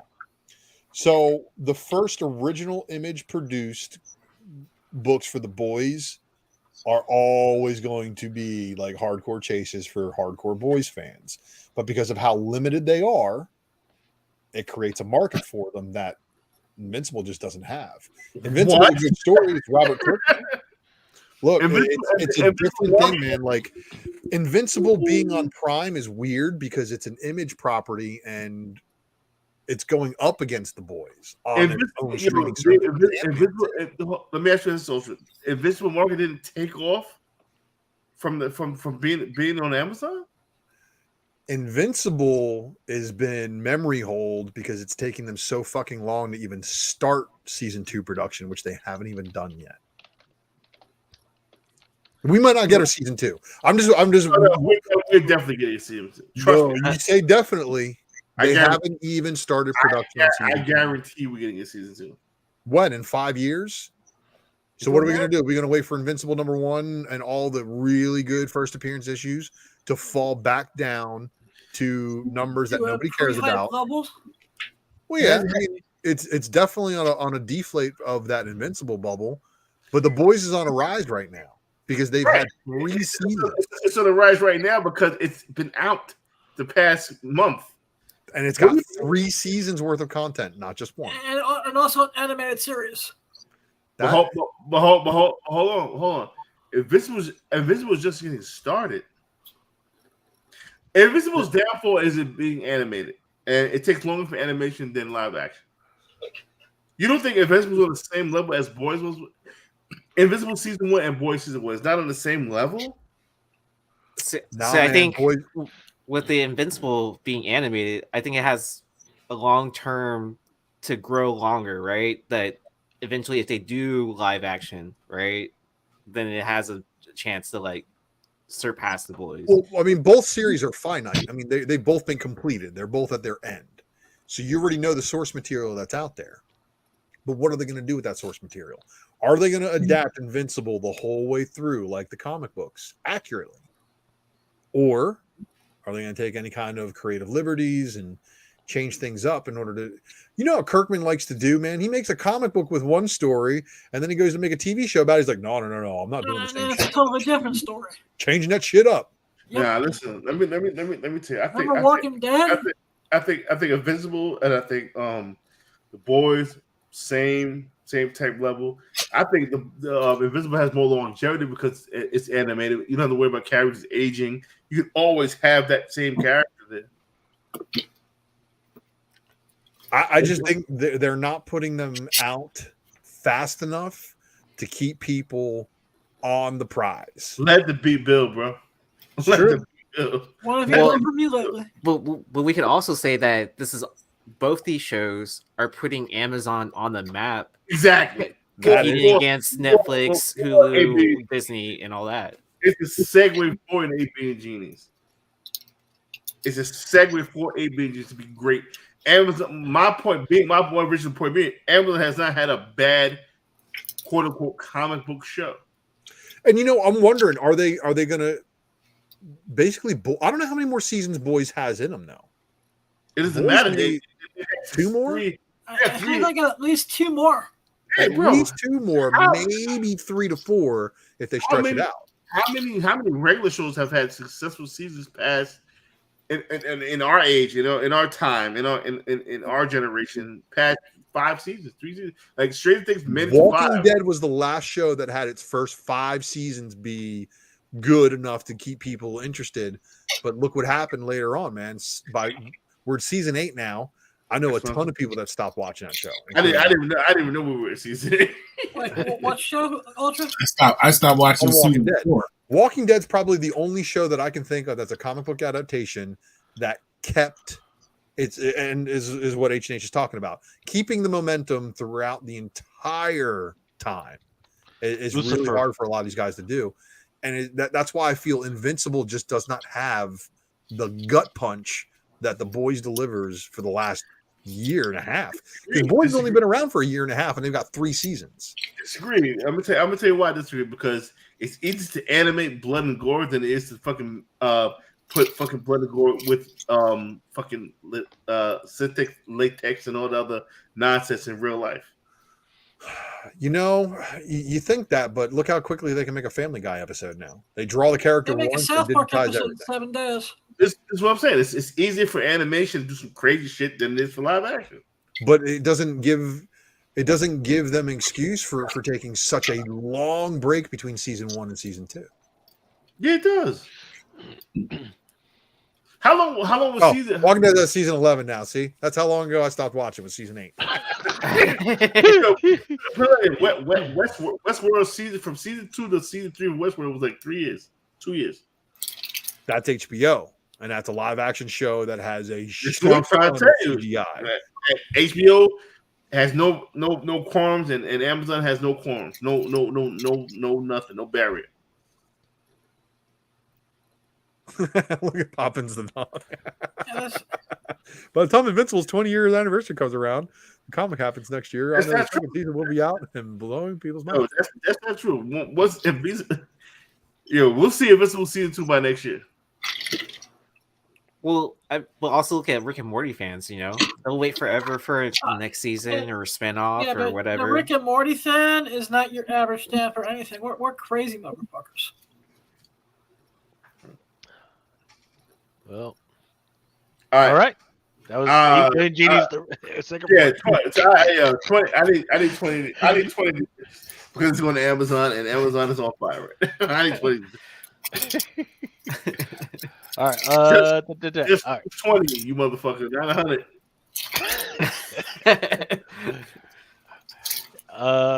Don't forget the DC stuff. We gotta do that. All right. Marvel. All right, getting into some Marvel stuff. It was up and down. It was crazy watching it today, but it was more interesting to see there was a whole bunch of changes. So for instance, that Buzz Lightyear shit is fucking up a lot of people, right? There's this whole division of international content, and there's a whole bunch of people fixing to get fired, right? In fact, there's this one lady that they're bringing over from one of these other divisions, and they're putting her in that international division to fucking fix the shit. But in the meantime, shareholders are kind of pissed right now because in the meantime, they haven't gotten any of the dividends. But you know who's getting his money? Bob Chapek, who's CEO. He's going to get a $20 million fucking bonus. That's fucking people up. So in the meantime, you got the Thor: Love and Thunder box office, which you said was like $60 million for the first 2 days or something like that. People think it'll do like $29 million by the end of the week. We'll see. Shoring up some of the money is Disney Star Wars. This newest cruise. People are kind of hyped about this hyperspace freaking bar on some of the cruises and shit, right? Something that's interesting is that Citigroup took a look at the stock, said, hey, we think that even though it's at $90, $96 right now, Disney probably should be worth $145. Okay, that's fine. But the thing that was kind of people was wilding people out on social media was this shit, right? This drink right here is worth $5,000. 5G? Yep, 5K. I want to show it to people. What is this now? It's a Star Wars. It's a Star Wars drink on the cruise. Yeah. So you're already spending like what $10,000 to get on the cruise? Mm-hmm. And then if you want a shot of some shit, look at that! Look at that! Look at that fucking. It's just this small ass shit. Just this small ass shit. Like I don't understand why they think that shit's worth $5,000. Did you get to keep the container? That's why I want to know. know. Talking Monopoly money that you made doing a fucking Kessel run on the fucking on the cruise? Yeah, I definitely would have shot first. Can I get a slave land girl with that thing? Take a shot, demand a refund. Can I get a slave land girl with that fucking shot? The alcohol has gone bad in this. Nobody paid $5,000 for this bullshit. The milk up and down says whose farts are in there. It better be Ray. It better be Ray and some leftover from Princess Leia. I'll tell you that much. 5K shit. All right. Let's see. Let's get into some of the comic books. Oh, son, I hope we talk about this. It's a Kith comic book. You know what Kith is? Kith, the clothing brand or shoe brand? If somebody told me, like, yo, no, I want you to go to Kith and give me a comic book. Like, I'm not going over there. What? What? You know, but y'all never heard of this? You never heard of Kith? How do you spell it? Kith? Yeah, it's a clothing brand, shoes brand, or whatever. Yeah, I think they're shoes. No, they're everything. They're shirts and all kind of crazy shit. They got a comic book coming out. You know, like $500 t-shirts. Yeah. Bolo, what up, baby? Yeah, Ronnie Fieg. See, he know. Tell Bolo to come on through, man. Nah, man, I ain't doing that again, man. You fucked up before. I was wrong. Yeah, I was wrong. I'm a symbol. Don't you do dumb shit, motherfucker. What's up, Polo? I'm rolling on no nap today, guys. All right. Amazing Spider-Man number 4 is going to have a second print by Romita. There's nothing fucking really happening in this freaking book. I don't know why they felt the need to do a second print. Well, I mean, there's shit happening, but there's nothing happening where we're like, oh man, there's going to be this new character and it's going to change everything. None of that. Damn, that's a dad ass cover. Look at that. Sir, this one's a little bit better than that Catwoman joint. Are they gonna put the Iron Cat trade dress at the bottom there? We don't know, but it says it's not the final art. This is the second print by Prey Perez. They're gonna cover up that booty. They better not, man. Because they're assholes. They're gonna put the barcode right across it, right? Yeah. Yo, go back. To this one or this one? You mean go forward? Forward. I'm sorry. Okay. That Norman Osborn is fine. Oh, Still don't know the secret of his waves. The one in the middle is fine. Wasn't that what Night Wonder said? The secret of Norman Osborn's waves remains a mystery. Yeah. Girl, he don't wear a do-rag. Yeah. So there's a 1 in 10 by Gleason. That's one in the top left. That's that design joint. That stupid suit. Yeah. Then there's a 1 in 25. That's also Gleason. And then there's a Predator Corey Smith joint. And they actually haven't been doing too bad, man. Then there's the Avengers number 59. Like that Bagley variant. Yes, sir. Man, did Bagley just rip off Dodderman? Yes. Well, Dodderman. There's a Ukrainian artist out there, or European artist out there, that he was the one that started the whole, hey, I'm gonna just have a whole bunch of different variations of one character. And then everybody's been ripping off of him, and then Dodderman started doing it, and now people are starting to rip off of Dodderman. So, who started? All right. Who got the masses to know it, right? Isn't that usually what the real question is? What's that? Who got the masses to know about that style, right? Isn't that usually like how it goes? Yeah, that one European artist, I think he sold his piece for $10 million. So there you go. Axe Judgment Day number 2. The one in the middle is, I believe that's a 1/100. All right. Then there's that one on the right, which is a Momoko. And I forget what the one on the left is. But yeah, the one in the middle is a Mark Brooks. All right. Then there's the Captain America Sentinel of Liberty. Go ahead, Mel. Say it. Who's the one on the right? Zambia. That gives me so much joy. Yes, sir.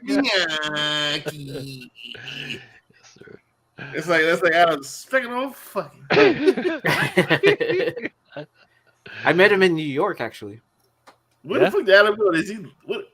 He went this the motherfucker went to sleep. What is this? It's like an alligator in his bed. It's probably his dog, right? It's like some alligator chitlins. Sounds delicious. Yes, it does. Captain America, this one, Captain America second print, or is it? I forget which one this one. Fortnite. Don't sleep on some of these. But there is a 1 in 25 by Cho, a 1 in 50 by Chu. Yo, the dude I work with, he's a young kid. So there's a stupid, nasty beast in Fortnite. I'm like, yo, son, you know about the Fortnite comics? He's like, yo, I'll be pre-ordered, but I'll never get my comics. He was like, yo, he pre-ordered from some random store, and they don't never give him the codes. Can you take the codes out? Yeah. Fucked up. I assume it's like digital copies. Yeah. Yo, he was like, yo, I never got the codes though. I was getting an order from him. He needs to open the book. So he's ordered from the store, and the store took the fucking codes out. Yeah, because he's not in the comments like that. I think it's a random store. He was like, I never got a code. He's like, yo, I ordered the books, but I don't know what to do with the code. I mean, I don't know how to get the uniform. I said, did you put the code in? He's like, yo, what code? I said, every book in the book, bro. Every book comes with a code. It was inside. the same damn code per book too, so it's not like, oh, geez, I better not uncover this one, and the code might be different. No, it's the same fucking code. So everybody got the same skin. Everybody got the same downloads. Yep. I feel bad for you, dude, but you need to look in the back of the book. That's crazy. Yeah. But, yeah, there is a 1 in 25 Cho and a 1 in 25 Chu. And then there's the Ghost Rider number 1. Love the one on the left. It's fire. Literally. Giant size Gwen Stacy. What's the cover price on that, Lucas? It's like $10, isn't it? Jesus. Is it? I think it is. I wouldn't surprise me. Jane Foster, the Mighty Thor. Here's the Momoko. New Mutants. Leno Yu. Punisher. Oh man, is he doing what I think he's doing? Trying to bring his wife back or some shit. That Krakoa? Nah, I don't know where that is. He's taking his undead wife to the woods. You think he's gonna cap her ass? Star Wars Bounty Hunters number 26, the Giuseppe Comocoli. And there's the Lambing variant. That crazy Kira chick is still there, huh? Mm-hmm. The Star Wars Han Solo Chewbacca number 5. And then one on the right is the... Actually, that looks like the Phil Netto. So I think the one on the left is the 1 in 25 Lopez variant. Star Wars Mandalorian number 2. The one in the middle is the 1 in 50 Chung. 50 copy, huh? Mm-hmm. So here's where the question lies. Issue number 4. What? That's when the print runs get normal? No, that issue number 4 is gonna be the one you want, because that's when this crazy bitch first Cara Dune. Yeah. You want issue number 4. You want issue number 4. Basically you want all these issues because there's a ton of first appearances that happen. Yeah, but I'm curious to see how they do her character. Me too. Issue number 4. Yep. Venom Lethal Protector number 5. One on the left is the John Boy Myers. Was it first or second season? The girl who was with Boba Fett. First season, right? First season was Fennec Shan getting shot, and then second season was her being saved by Boba. Yeah. So yeah, that's the one you want. That one too. It's number 4, right? Is that 4? Gotta be 4. Well, she's already had a first cover appearance like Mando and was the one, remember when he went by himself? Remember he ended up linking up with that one dude who was like a shady bounty hunter? Fennec Shand. Yeah, I got that one, yeah. What book is it? Dr. Aphra number 21. All right. Sprouse variant cover. Yeah, all right. I got a couple of those somewhere. Yep. The Return of X-Men Legends. Yes, sir. X-Men Legends number 1. right? The one I like is the 1 in 25, the Henry Chon variant. That's the one with Wolverine and Hulk fighting.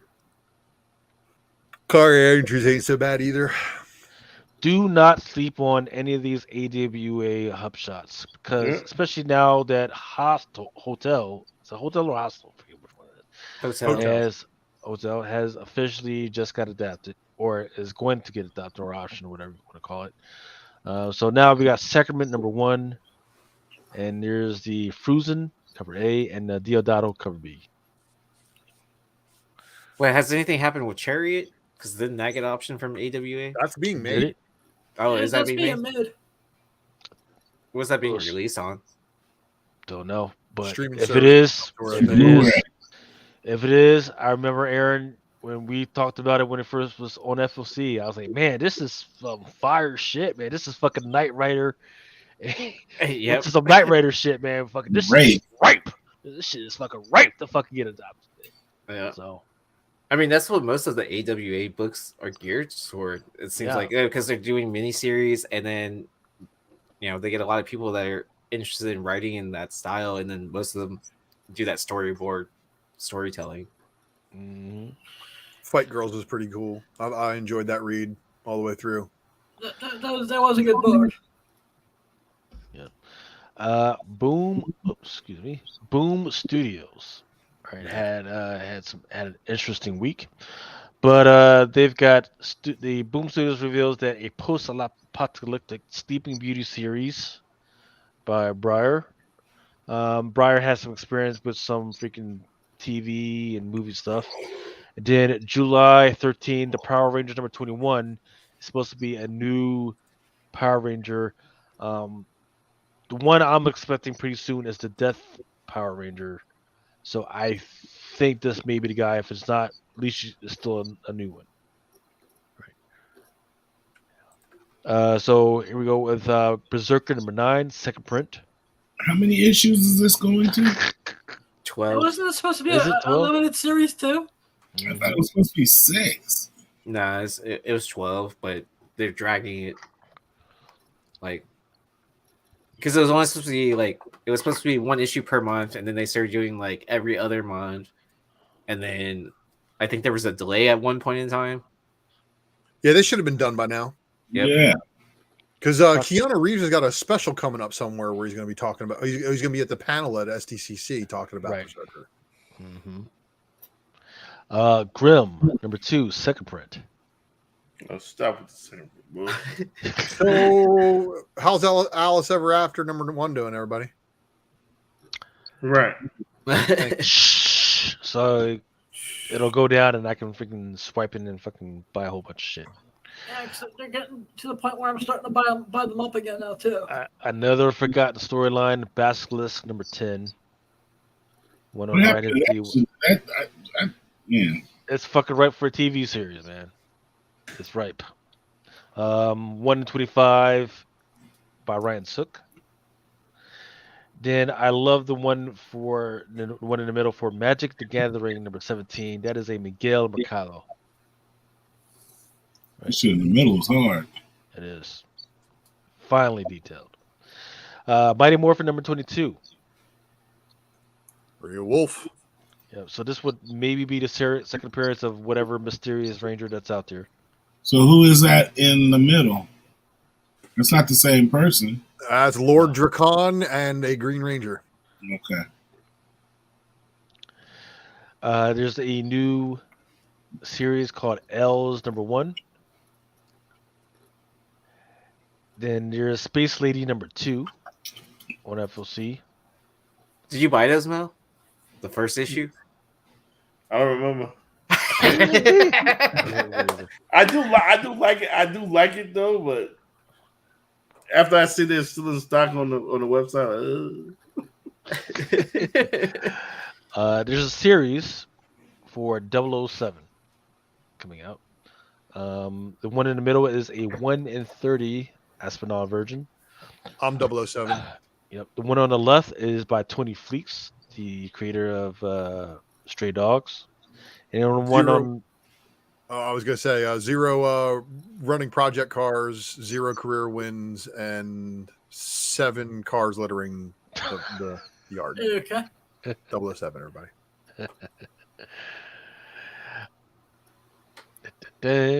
And see your Project Superpowers, Fractured States. I kind of like the one on the right. I won't fucking read it though. Some Draculina. One on the far right is by Racha Lin. Red Sonja Sitha. Here's some Ultraviolet by Yoon. Love the one in the middle for the Sheena, Queen of the Jungle, number 8. That's Besh in the middle, isn't it? Yeah. Oh, yeah, Besh. Excuse me. Good God, that Besh in the middle is fire. What is that, 101? Is that the limited metal one? Probably. Is that what they're doing with this one? Well, if you're lucky, Mel, you'll get it in limited metal, limited virgin, and trade dress. Well, the trade dress is on the bottom right. Yeah. Yeah. I want the one in the middle. Phantasmagoria, number 1. Star Wars Insider with Black Kernstein.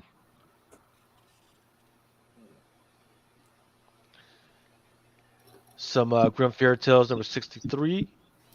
Cover D, Garvey on the right.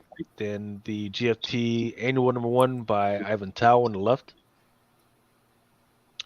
Best of Legends Quarterly by Fajardo. Oh, I like that. Yeah. It's pretty cool, right? Little Dragon. All right. So here's what's coming out. Oh, actually, here's what came out last week. No, the fail-safe bullshit. The Avengers Avengers Forever number 7. There was the first appearance of Weapons America, right?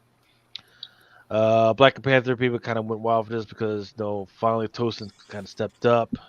Yeah. Ghost Rider number 4, the Kale Nagu.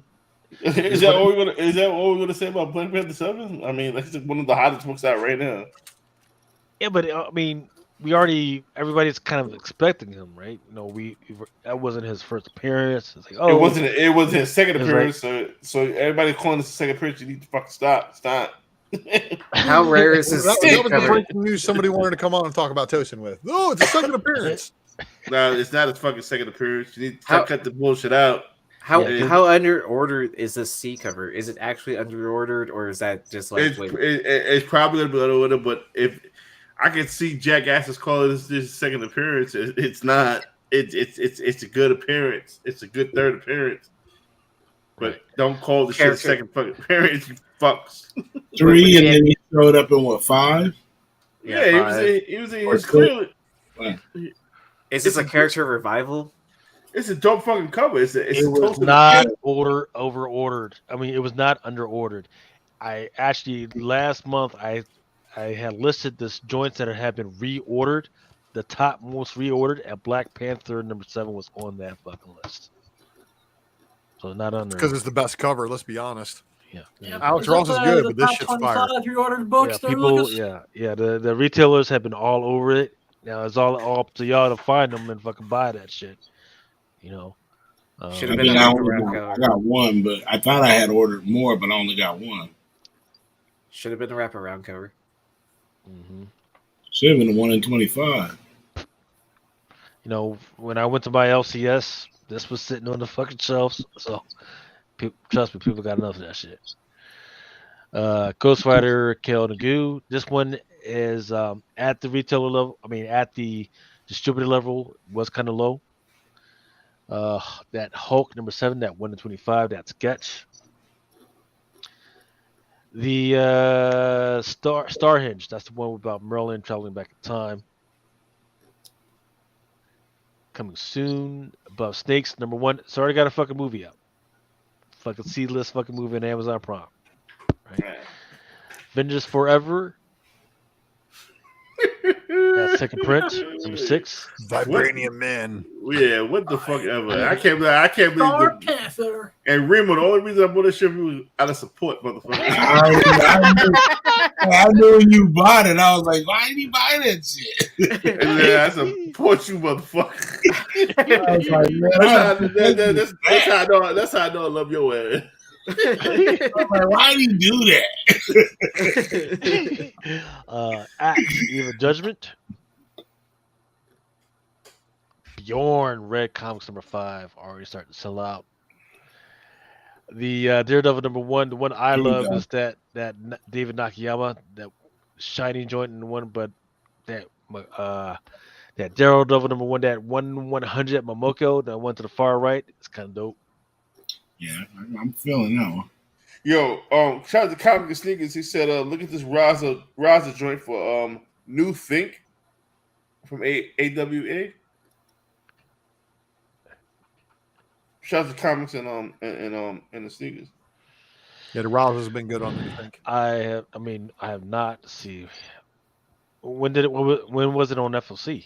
If it was last on FOC, week, I think for issue 2. Oh, it's last week. Last week, I think. So then I probably mentioned it. That's It the way it is goes. It is what it is. Fortnite Marvel Zero War, the Bjorns with Dr. Doom. Green Eggs and Ham, Man, Goat and Bunny. You mean Yeah, Green yeah, Eggs yeah. and Blam? Blam, yup. The Moon Knight, just that Rose Beige, from Sheena of the Jungle. Space Lady number. Yeah. I was a Sheena issue also because you showed that black cover too. Yeah, the one I showed was number 2. This one is number 1. That's on FOC. This one just dropped last week. Oh, got you. Space Lady number 1. Star Wars Bounty Hunters number 25. The Choose Your Destiny. Wait, that didn't come out this past week. That comes out this week. Right. Ah, exactly. okay, good. I was like, I ain't missed that shit yet. Star Wars The Mandalorian number 1. The one that people will want to look for on the shelves is that one on the far right. That's Sue. Lanil Yu. Yeah. Which one was the LaRocca cover? Is that the one right next to it? LaRocca looks like the third one from the end. Because that other one isn't that an Aja or whatever? The First one looks like David Aja. Second one looks like the photo variant. Third one looks like the LaRocca, and then the fourth one looks like Lanil Yu. Yeah, like I haven't actually looked at FOC, so if I got all those right, that's amazing. The X-Men number 4, the one on the left, that's that Adam Hughes. That's that. I think it's like a 150 or something like that. Then there's the 1 in 100, which is the Art Germ. That's the one to the far right. The one in the middle is the Art Adams. So the Art Adams a 1 in 25, the Hughes is a 1 in 50, and the Art Germ is an open order or a 1 in 100, right? Yes. The Art Adams is badass. You should see the other White Queen he's got coming, man. It's pretty fucking good. And gentlemen. That is all I've got. Yeah, I'm about to say this better be the last goddamn slot. I'm surprised I made it till 4:20 in the morning. Where's Bolo at? Who? Bolo? He's asleep, man. Yeah, Bolo was a bad man. We're lucky he came back, motherfuckers. But Bolo went to sleep. Oh, listen. I'm gonna tell y'all again. Tomorrow night. Hold on, put the big screen on. Yeah, tomorrow night, man. $1 1 minute, man. Yo, I didn't even get through the whole shit that I got. Yo, come on, man. We know what you got, Mel. We know you got the fire. Okay. I'm saying, if you know I got the fire, hey, I want to tell you something, man. Take the big screen off. I look crazy. Take the big screen. I promote every last one of y'all motherfucking shits, and I'm not talking about nobody on the panel, but in general, I promote everybody's shit. Somebody seriously promote. Lucy promote my shit. B-side promote my shit. It's only like a handful of motherfuckers to promote my shit, and that's fucked up. Because if you guys should promote, I'm always there for motherfuckers to promote. Right. And if you're not doing the same shit for me, that's 30 motherfuckers, man. And I let it slide. I'm telling you, man. Once September come, man. It's fucked up. It's gonna be fucked up. What the prep for Baltimore? Not even that, man. I'm gonna stop promoting motherfucking shit, man. I'm serious. Hey, man, look, you ain't gotta explain nothing to me. I understand. Bro, I go above and beyond for everybody in this community. All I want is a fucking a fucking bookmark on my shit. I be seeing 5, 10 bookmarks. God damn. Mel love y'all. What a love for Mel. Yeah, y'all got no love for Mel. Show some love for Mel. That's what I ask. They'll show love eventually if they know it's good for them. You know what I'm saying? Other than that, I lasted the whole show. We had 64 live. Lucas, you need a haircut. He looks great to me. Blind Adam, you need a haircut. You got my own shit. Yeah, I definitely. Yep. I just gave myself a haircut. I'm good. My barber would be acting like you don't want to cut hair no more. That's why I'm wearing a hat also. It's because I need a haircut. You need a haircut. I need a haircut. I need a haircut. Man, I tried to get one before 4th of July, and I just kept on being late. I'm just trying not to lose any more hair. Okay. I'm at that age, you know what I mean? Yeah, I don't know what's going on. Yeah, because it's the white dude hair. I know. We thin out. Blind Adam, I don't know if you can see your haircut, but you need a haircut. So for Asian people, we just wake up one day and it's all gray. I never see the Asian get a haircut in my hood. Just because it doesn't happen in your hood doesn't mean it doesn't happen elsewhere. No, I'm saying. That's what I'm saying. It doesn't have it in my hood. I see. It's because we're El Cheapos on our haircuts because we know it's gonna have to be cut again, and so we just go to our aunt's place or whatever.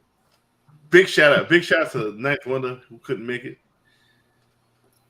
and he's going to San Diego though. That's exciting for him. Who? Knife? Yeah, Knife is going to San Diego. I would never. I don't give a fuck if I'm an actor. I would never go to fucking San Diego. All right, play the outro. I gotta go to bed. Yeah.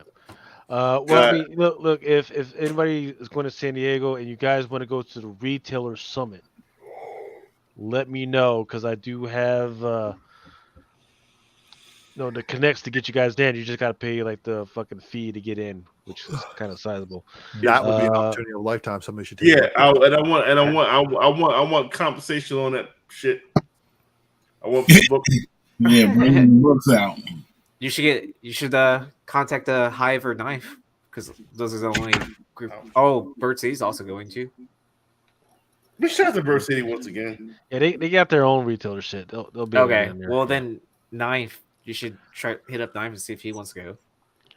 Because that would be the panel to go to. Yep. Is it a breakfast or just some dumb shit? I don't think know. it's pretty similar to what we went to with Bo back in New York Comic Con. Because the breakfast was scrumptious. I'm thinking more of the comic books that they might be passing out or some shit. Yeah. No, they come with breakfast. For those who don't know, the fucking diamond shit is a big ass. You go, it's a big ass buffet. You get fucking pancakes. You get anything you fucking want. Yeah, they had good food. You eat, and then you go sit. You sit in this room and talk, and retailers talk to you for 20 minutes. And nobody, after you eat, nobody give a fuck about these retailers talking about this. They come with a bag. You get the itis after that, man. So I'll tell you, and his bag be stacked to goodies. You know what I'm saying? That's all the fucking. That's the thing.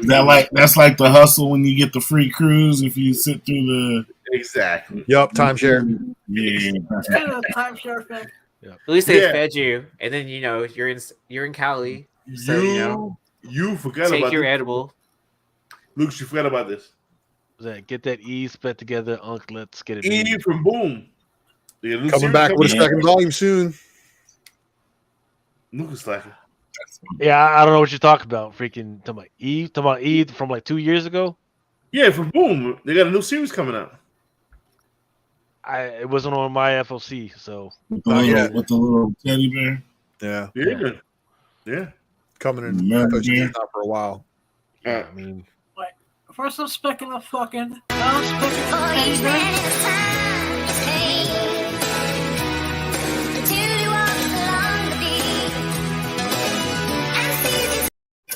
I'm sorry. I was laughing so hard I pressed the button by accident. This motherfucker wasn't playing. He was like, "Fuck, I am thinking I'm getting to go to bed. What the fuck?" Yeah, right. Coach was like, "Cool." Lucas is that tired and shit. Yeah, I lasted that long. And on that note, all right, tomorrow. All right, y'all. 10:15. Love y'all. I lasted the whole night. Can't nobody say shit. Outro. Fuck Warrior. For each man in his time to stay until he walks along the beach and sees his future in the water. Along the pond within his reach.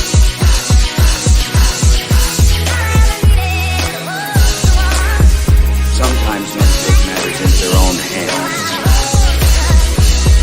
You want answers? I think I'm entitled. You want answers? I want the truth. You can't handle the truth. As you guys know, it is Drunken Chat.